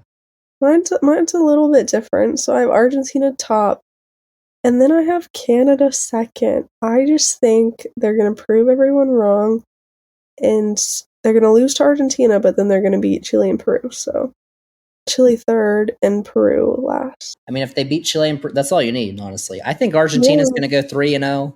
I think they're going to win all 3 games. I think they should. If they don't, that's kind of an issue. Then we'll have some serious questions, yeah. But like I said, they did lose to Saudi Arabia first game of the World Cup, and they won every game since. So maybe don't take anything too much from that. First match of this tournament is next Thursday, the 20th, 8 p.m. Eastern in Atlanta on FS1 and Univision, Argentina and Canada. So we'll see. We'll see if Canada's up to snuff in that first game. Group B, there's only 4 groups in this Copa America tournament because there's only 16 teams. Let's start. We've got Mexico, Ecuador, Venezuela, Jamaica. Let's start with Mexico because the pundits have been saying all over the place that this is the worst Mexican side we have seen in a long time. Really? It's hasn't been too great, and it's continued over like the last 3 managers. They are by far the most invited team to play in this tournament, by the way. This is their 11th time in Copa America. They're the only team outside of South America who's reached the final, which they did twice, 1993, 2001. However, I don't think that's likely to happen again. It was mostly their B team that played in this friendly last week, but they did lose to Uruguay 4-0. That was rough. Darwizzy hat trick. That's right. They did play their top guys against Brazil. Brazil did play their B team. Brazil won 3-2. But Mexico tied it up actually late. But their manager, Jaime Lozano, he was appointed as interim last year. They won the Gold Cup because the U.S. was playing like their B team. And the U.S. didn't make the final. Mexico still hasn't gotten over that hump that the last 2 Mexican managers couldn't get either. And that is beating their arch rivals, which is the U.S. They have not beaten the U.S. since 2019. It's been 5 years now. And for Mexico, that's pretty bad. Their longtime keeper, Memo Ochoa, he's like done, I think, forever for international football. He's not there anymore. Chucky Lozano, who's moving to MLS next year with the new San Diego team, he is not there either. That means it's going to be Santiago Jimenez, who's likely going to be their biggest threat. And he has not performed too well for El Tri. Uriel Antuna and Edson Alvarez are another couple guys to watch. But they haven't gotten a marquee win in a couple years now, M. Adams. It's kind of, after that Uruguay loss, everybody was already calling for Lozano's head as manager. So I'm not too confident about Mexico. I'm not either, but out of this group, I do think they have a chance to advance. They do kind of have an easy group. Because the other 3 teams are Ecuador, Venezuela, and Jamaica. So let's talk about Ecuador. They are one of 2 South American nations who have never made the final or won the tournament. Hence, the other team is in this group, actually. Ecuador come into it with a good run of form. They lost just once in their 6 World Cup qualifying matches. That was to Argentina, nothing to sneeze at. And their talent's been pretty impressive in Europe. Bundesliga players Piero Hincapi of Leverkusen and Willian Pancho of Frankfurt. They've got a stout defense. Moises Caicedo from Chelsea mans the midfield. And attackers Ener Valencia and Jeremy Sarmiento to watch out for in this group. Ecuador, I'll go ahead and say it. I got Ecuador top of the group, actually, because I think they're coming in hot, and they're playing Mexico. I think they could get a result against Mexico, so I got Ecuador top of the group. Yeah, I mean, I have them moving on as well, so they could do well. And the other team that has never won the tournament or reached the final from South America in this group is Venezuela. They are also the only South American nation who's never qualified for the World Cup. They did go into World Cup qualifying with 5 unbeaten matches out of 6, including a 3-0 win over Chile, but we really don't know who could play for them. Salomon Rondon of Pachuca in Mexico is certainly a candidate, but I am not too high on Venezuela. And they've never qualified for the World Cup, so I think you can kind of tell why. Yeah, I think that kind of says it all right there. And then the final team is Jamaica, the Reggae Boys. The potential, actually, Jamaica could be a really good team in CONCACAF. They've got players like Damari Gray from Everton, Morgan Gibbs-White from Wolves, Max Aarons from Norwich, a bunch of English players who could play for them, but I will see if they will. But they do have an English player, Michael Antonio from West Ham, who's already made the move, and he's going to be their star player probably, along with Bobby Decordova-Reid from Fulham. But they do have Leon Bailey, who is probably their star player, who is not in this tournament because he is not happy with the Federation. Apparently they're doing some bad things. So they could be really good.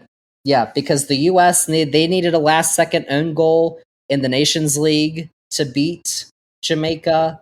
They've won 3 games since. They could be good, but the Reggae Boys. And they have the best name, the Reggae Boys. So They do. You've got a lot of Brits who could play for the Jamaica team, but, aren't. Yeah, it's a pretty new team in terms of the players, and I just don't see them going that far. Even though they you're right, they do have skill, but they just don't have a team there to play. yeah. So in this group, as I said, I got Ecuador first. Mexico, I think, will advance. I got them going second. But I think if any team could knock them out, it would be Jamaica. So I've got Jamaica third, Venezuela 4. That's good. I have Mexico first, Ecuador second, Jamaica third, and Venezuela fourth. Mexico needs to get out of this group. If they don't, their manager is gone the second they over for don't. Ooh. That first match for Mexico is against Jamaica, 9 o'clock on Saturday the 22nd in Houston. That'll tell us where Mexico is.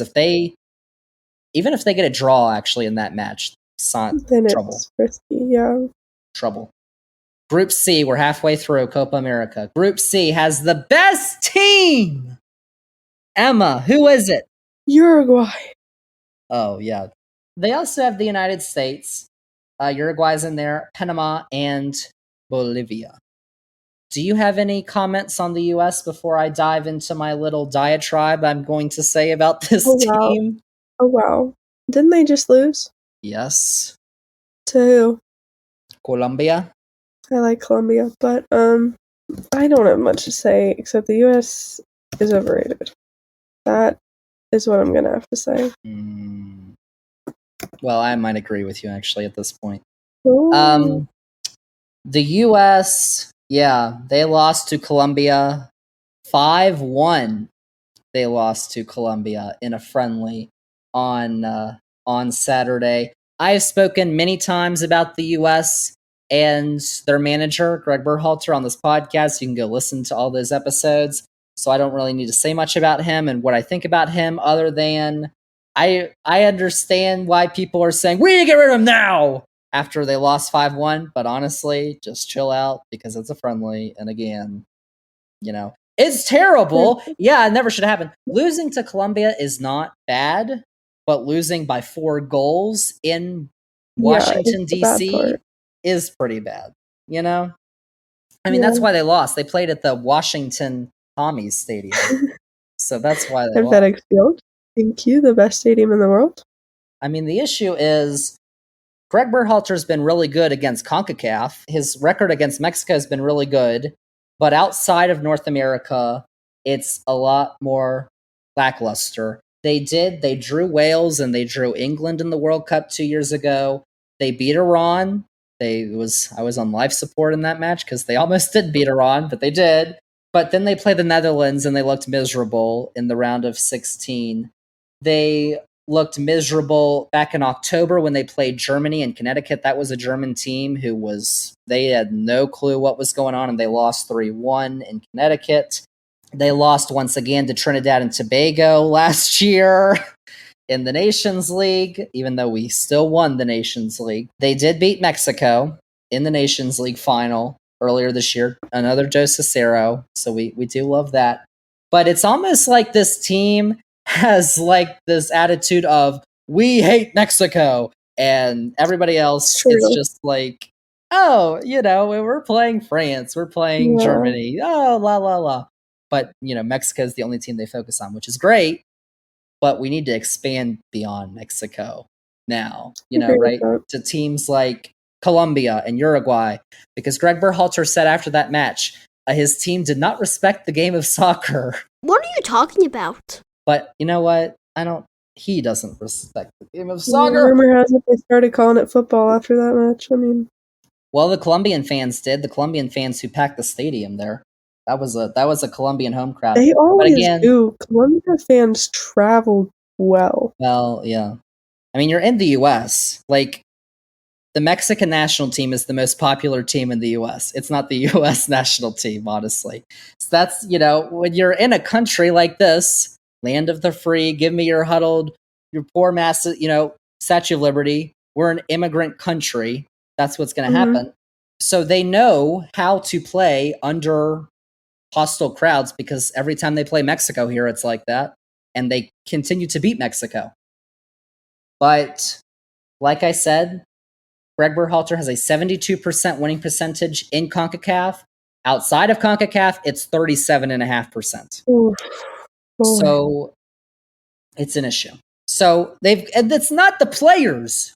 Players are great.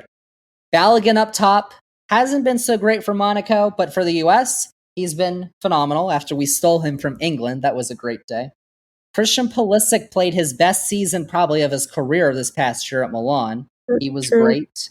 He's probably going to be joined by Tim Weah or Haji Wright, who's been great in the championship for Coventry this past season up top.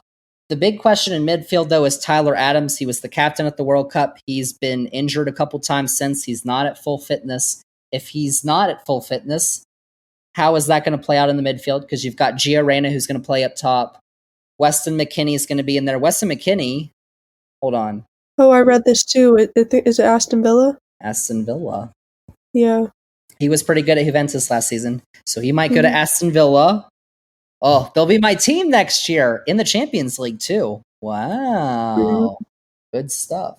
But that's another big question. And then you've got Yunus Musa, Johnny Cardoso, who's been really good for Real Betis. They'll battle it out for that last midfield spot. Tim Ream has been probably our best defensive player, but he's 35 years old. Pep wants him. If he was 24, he'd be playing for Pep, but he's 35. Jedi Robinson is his teammate at Full America, but Jedi did not have the best game last game. That was kind of rough. Serginho Dest, though, he was doing really good for PSV Eindhoven in the Netherlands. He tore his ACL, so he is out for a long time. So kind of interesting because Joe Scally of Mönchengladbach in the Bundesliga is playing there right now for Berhalter. We've also got Shaq Moore, Cameron Carter-Vickers. And then we have another issue in Adams. Goalkeeper, Matt Turner. You know Matt Turner. We were like, yes, we finally have our goalkeeper, Matt Turner. Oh my gosh, he was doing so great.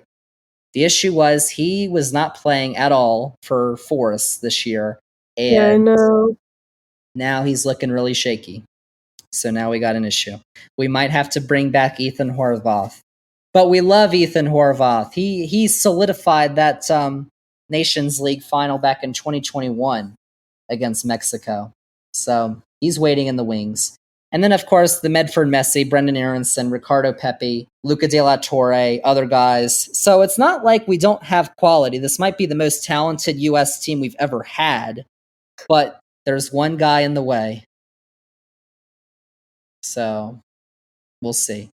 We'll see. They cannot, like, if they lose in the group, Uruguay, okay, yeah.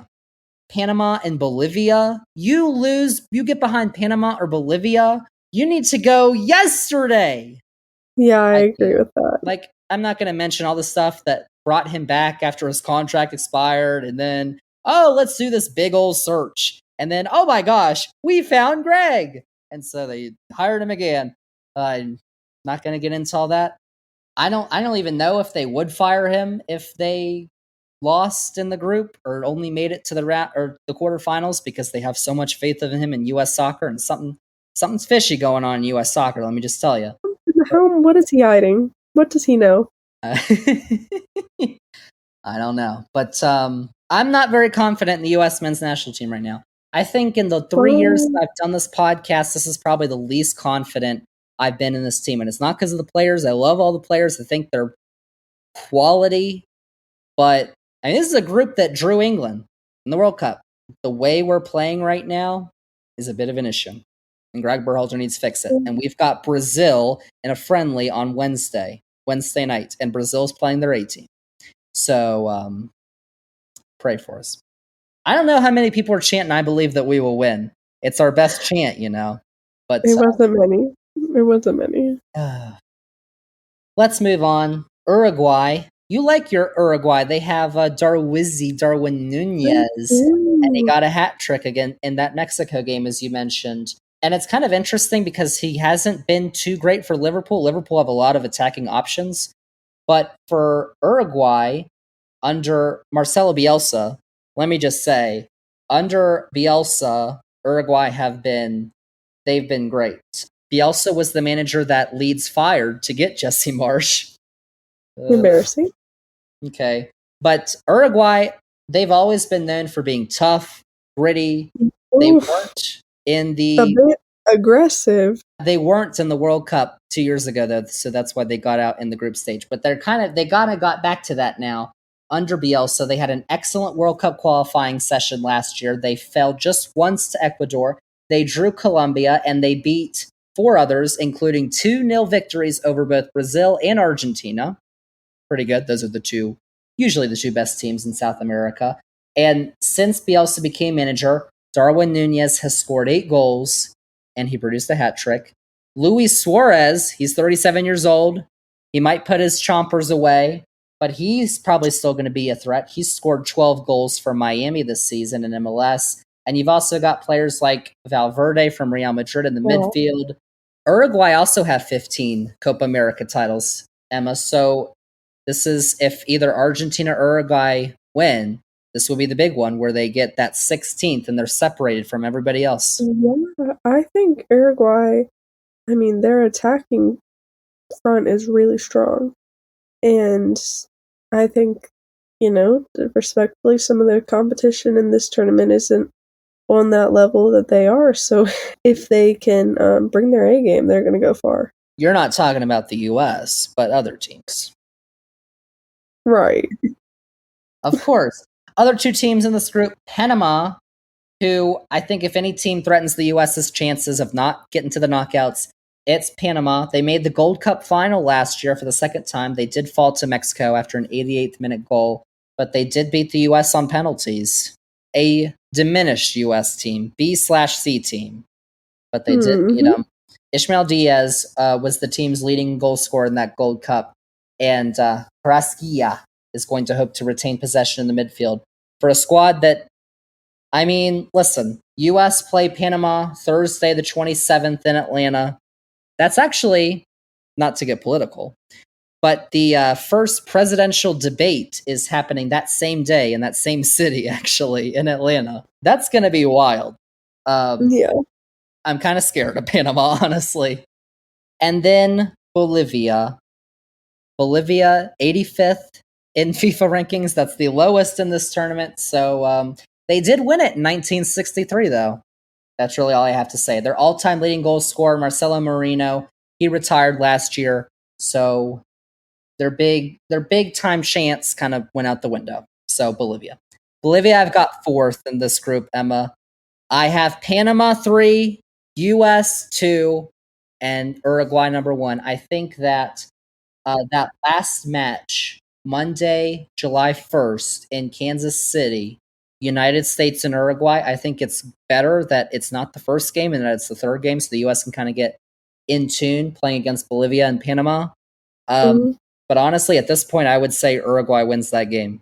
And I think they go through the group. And U.S. does too, but I think Uruguay tops it.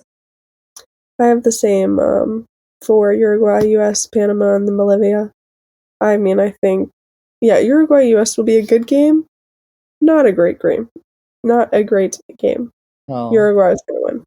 And then final group of this competition is Group D. This is probably the most intriguing group to me because it's Brazil, Colombia, Paraguay, and Costa Rica.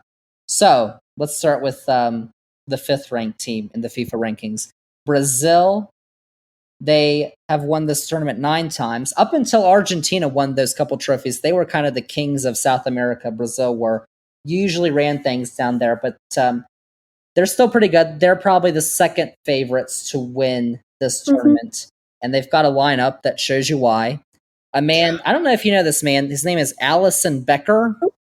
Oh, He's in goal for them. In defense, Danilo, Marquinhos, Gabriel, Eder Militao in defense. Not all of those guys are going to start either. Neymar is injured. However, I don't think it's going to affect him too much because they have Vinicius Jr., Rodrigo, Endrick, who in Brazil has been incredible. He's 19 years old. He's headed to Real Madrid. Oh, that's right. And they just won the Champions League with Vinicius. So there is a reason to doubt them, though, because they ended their World Cup campaign with a bust in the quarterfinals 2 years ago. And their qualifying campaign for 2026 has not gone exactly according to plan. They'll still qualify probably because it's 2026 and an expanded World Cup, so more teams are getting in. But they lost their last 3 matches to Uruguay, Colombia, and Argentina. Now, those are pretty good teams, but if you're Brazil, you can't lose 3 matches in a row. So now they got rid of their manager. Dorival Jr. is their new manager because Carlo Ancelotti, their Real Madrid manager, said no thanks. They are really, Real Madrid and Brazil are just, they're like this, aren't they? They're very intertwined. Brazil have the quality, they have the history, so I still wouldn't be surprised if they put in a run. But honestly, I don't see them as probably in that top tier of this tournament, honestly, with a couple other teams I'm looking at. No, I mean, I love watching Brazil. I think they're really fun, and their players they have such great players and a full team, so they'll definitely do well. No doubt about that. They've got Colombia, though, to face in the group, and Colombia might be the hottest team in all the land, not just the Americas. Yeah. I'm talking about the world, because they come into Copa America absolutely on fire. I'm not just talking about the U.S. win, 5-1 last week. They have won or drawn their last 21 matches. They have not lost since they failed to qualify for the World Cup 2 years ago. That includes winning their last 6, including that victory against the U.S., and they've also beaten Mexico, Germany, Brazil, and Spain in that run. And that's a pretty impressive list. It's honestly kind of crazy because they did not make the World Cup 2 years ago.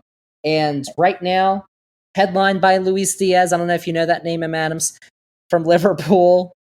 They're one of the favorites to win it, honestly. Yeah. I mean, I like Colombia. I like watching Luis Diaz, James Rodriguez in the midfield. You've got a good lot of players at your hands, and like you said, they've been on a great run of form, and I think they're a close-knit team, and I think they're going to do well in the tournament. Yeah, that match. Last day of the group stage, Tuesday, July 2nd, in the home of the 49ers, Santa Clara, California, Brazil and Colombia. Might be good stuff. Probably won't determine if any of those teams get out, will probably determine who wins the group, but it'll still be pretty good. And the last 2 teams, Paraguay, they won this tournament in 1953 and 1979. Props to them. But they come into this tournament on one of the poorest runs of form in South America. They won just 1 of their World Cup qualifying matches. They lost 3.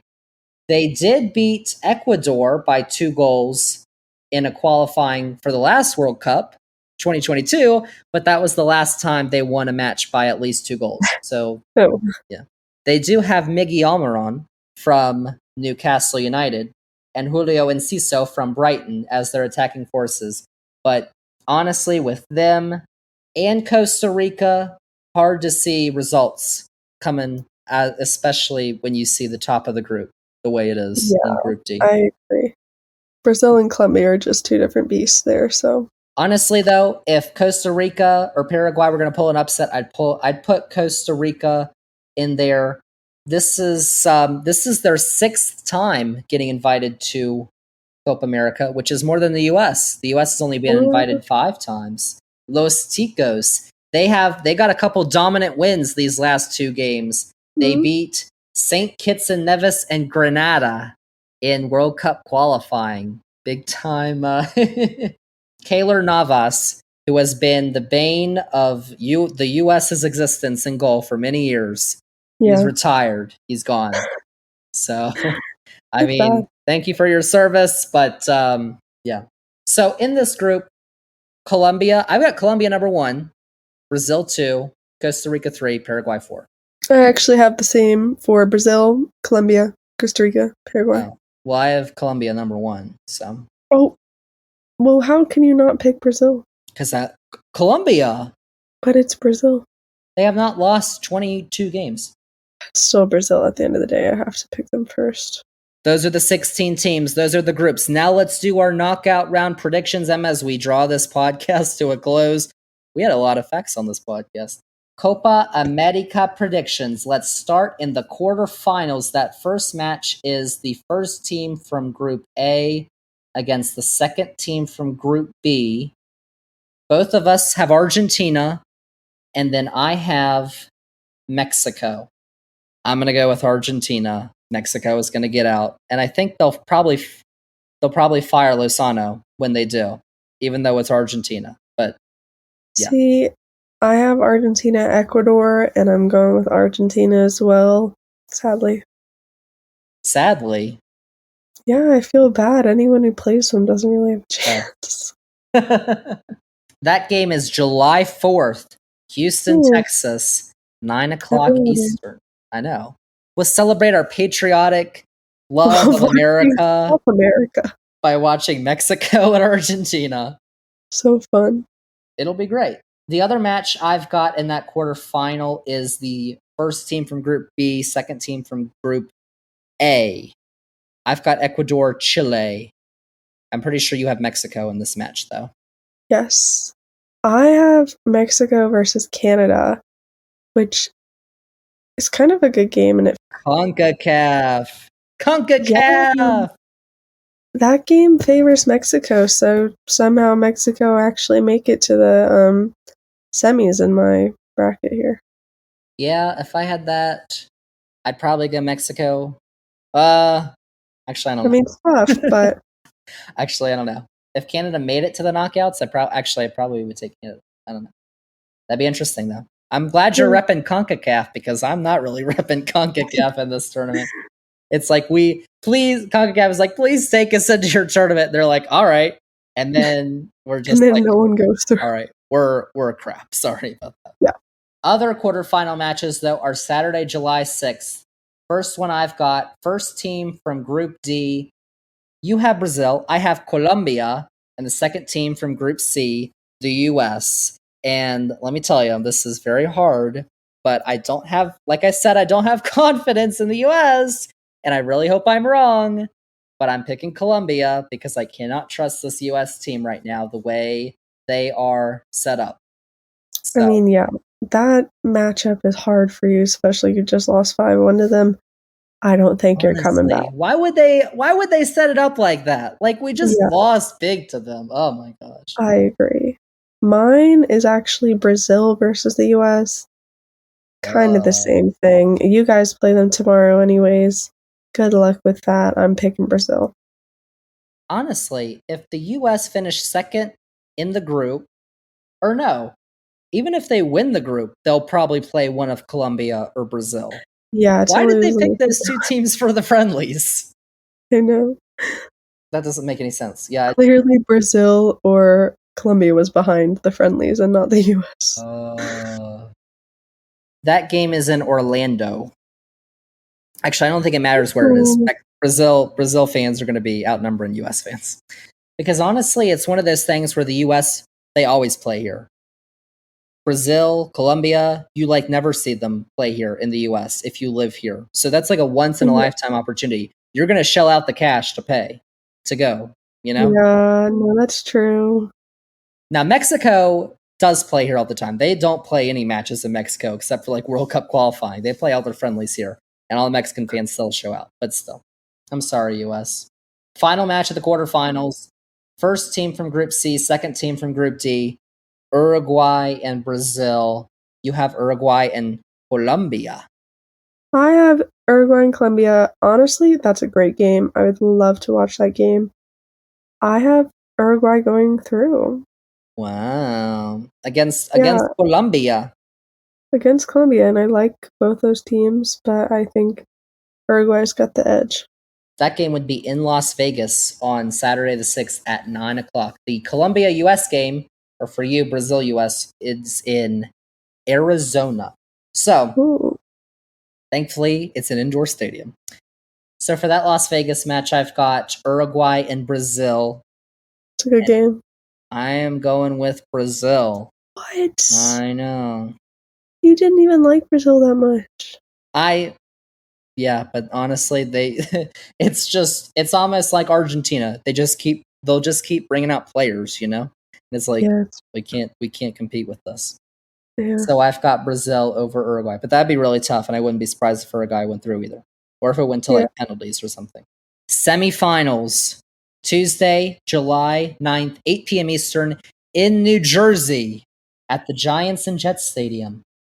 Argentina and Ecuador for me. Not much of a contest, honestly. Argentina. I know. I have Argentina, Mexico, and I have to pick Argentina. Oh my gosh. That's a horrible semifinal. The other side of my semifinal is very good, though. Yeah, they really threw Argentina a bone, and they said to the U.S., "We're going to fend you to the wolves." No, literally, because Argentina could be playing Brazil, Colombia, or Uruguay if they were on the other side of the bracket. That would be so much better. Brazil, Uruguay, Colombia, U.S. all on the same side of the bracket. Other semifinal match is the next day in Charlotte. I've got Colombia and Brazil. You're going to go with Brazil? No, I'm going with Colombia. Wow. I got Colombia to the final. You just contradicted yourself. You said Brazil just keeps throwing people on. It's hard for them to lose. Yeah, and Colombia can't lose either. One of those things has to give. And I think Brazil they don't have the manager that they want. They wanted Ancelotti. They didn't get him. And it was publicly kind of humiliating. I like Colombia in this match. Wow, so I have Brazil versus Uruguay, and I, like you, have Brazil going out, and I have Uruguay going to the finals. So, last game that we are predicting on this podcast, Emma, after many long facts, is the final. This is Sunday, July 14th, 8 p.m. Eastern in Miami on Fox and Univision. That's a double dose right there. Hold Big on. time. It's in Miami. Yeah. Do you know how many Argentina fans are from Messi. That's actually so unfair. The whole thing is rigged in Argentina's favor. You have Argentina and Uruguay. I mean, the game's in Miami. I have to pick Argentina. Was it ever really a question? Like, it's a great game, though. I would watch it. I think you're going to get both sides very attacking minded. Great game. Yeah, Colombia. I mean, so many things going against you in that match. Yeah. I gotta go. You can't go against Argentina in Miami. It's not at the Inter Miami Stadium. It's at the Dolphins Stadium. So a lot more even people. Worse, probably. Oh, it's a lot more people. Exactly. So, I mean, yeah, there's a reason they put it in Miami. I'm glad we agreed there. Argentina. Oh, I forgot to tell you though, but the Euros, Jamie Carragher also picked France. And Jamie Carragher picked Argentina to win the World Cup 2 years ago. So I'm just letting you know. Gash facts. All right, Okay. that's like a double dose right there. Sunday the 14th, you've got the Euro final at 3 o'clock. You've got the Copa America final at 8 o'clock. Great day of soccer. Oh my gosh. Guys, and we're not even getting into the other sports. We have the College World Series that starts this weekend. Yeah, College World Who Series. cares? the Florida Gators are in the College World Series. Like, why wouldn't I listen? I actually watched, this is like an Emma record. I watched 5 hours of baseball last weekend, and I've never done that in my life. So. Ew. I know.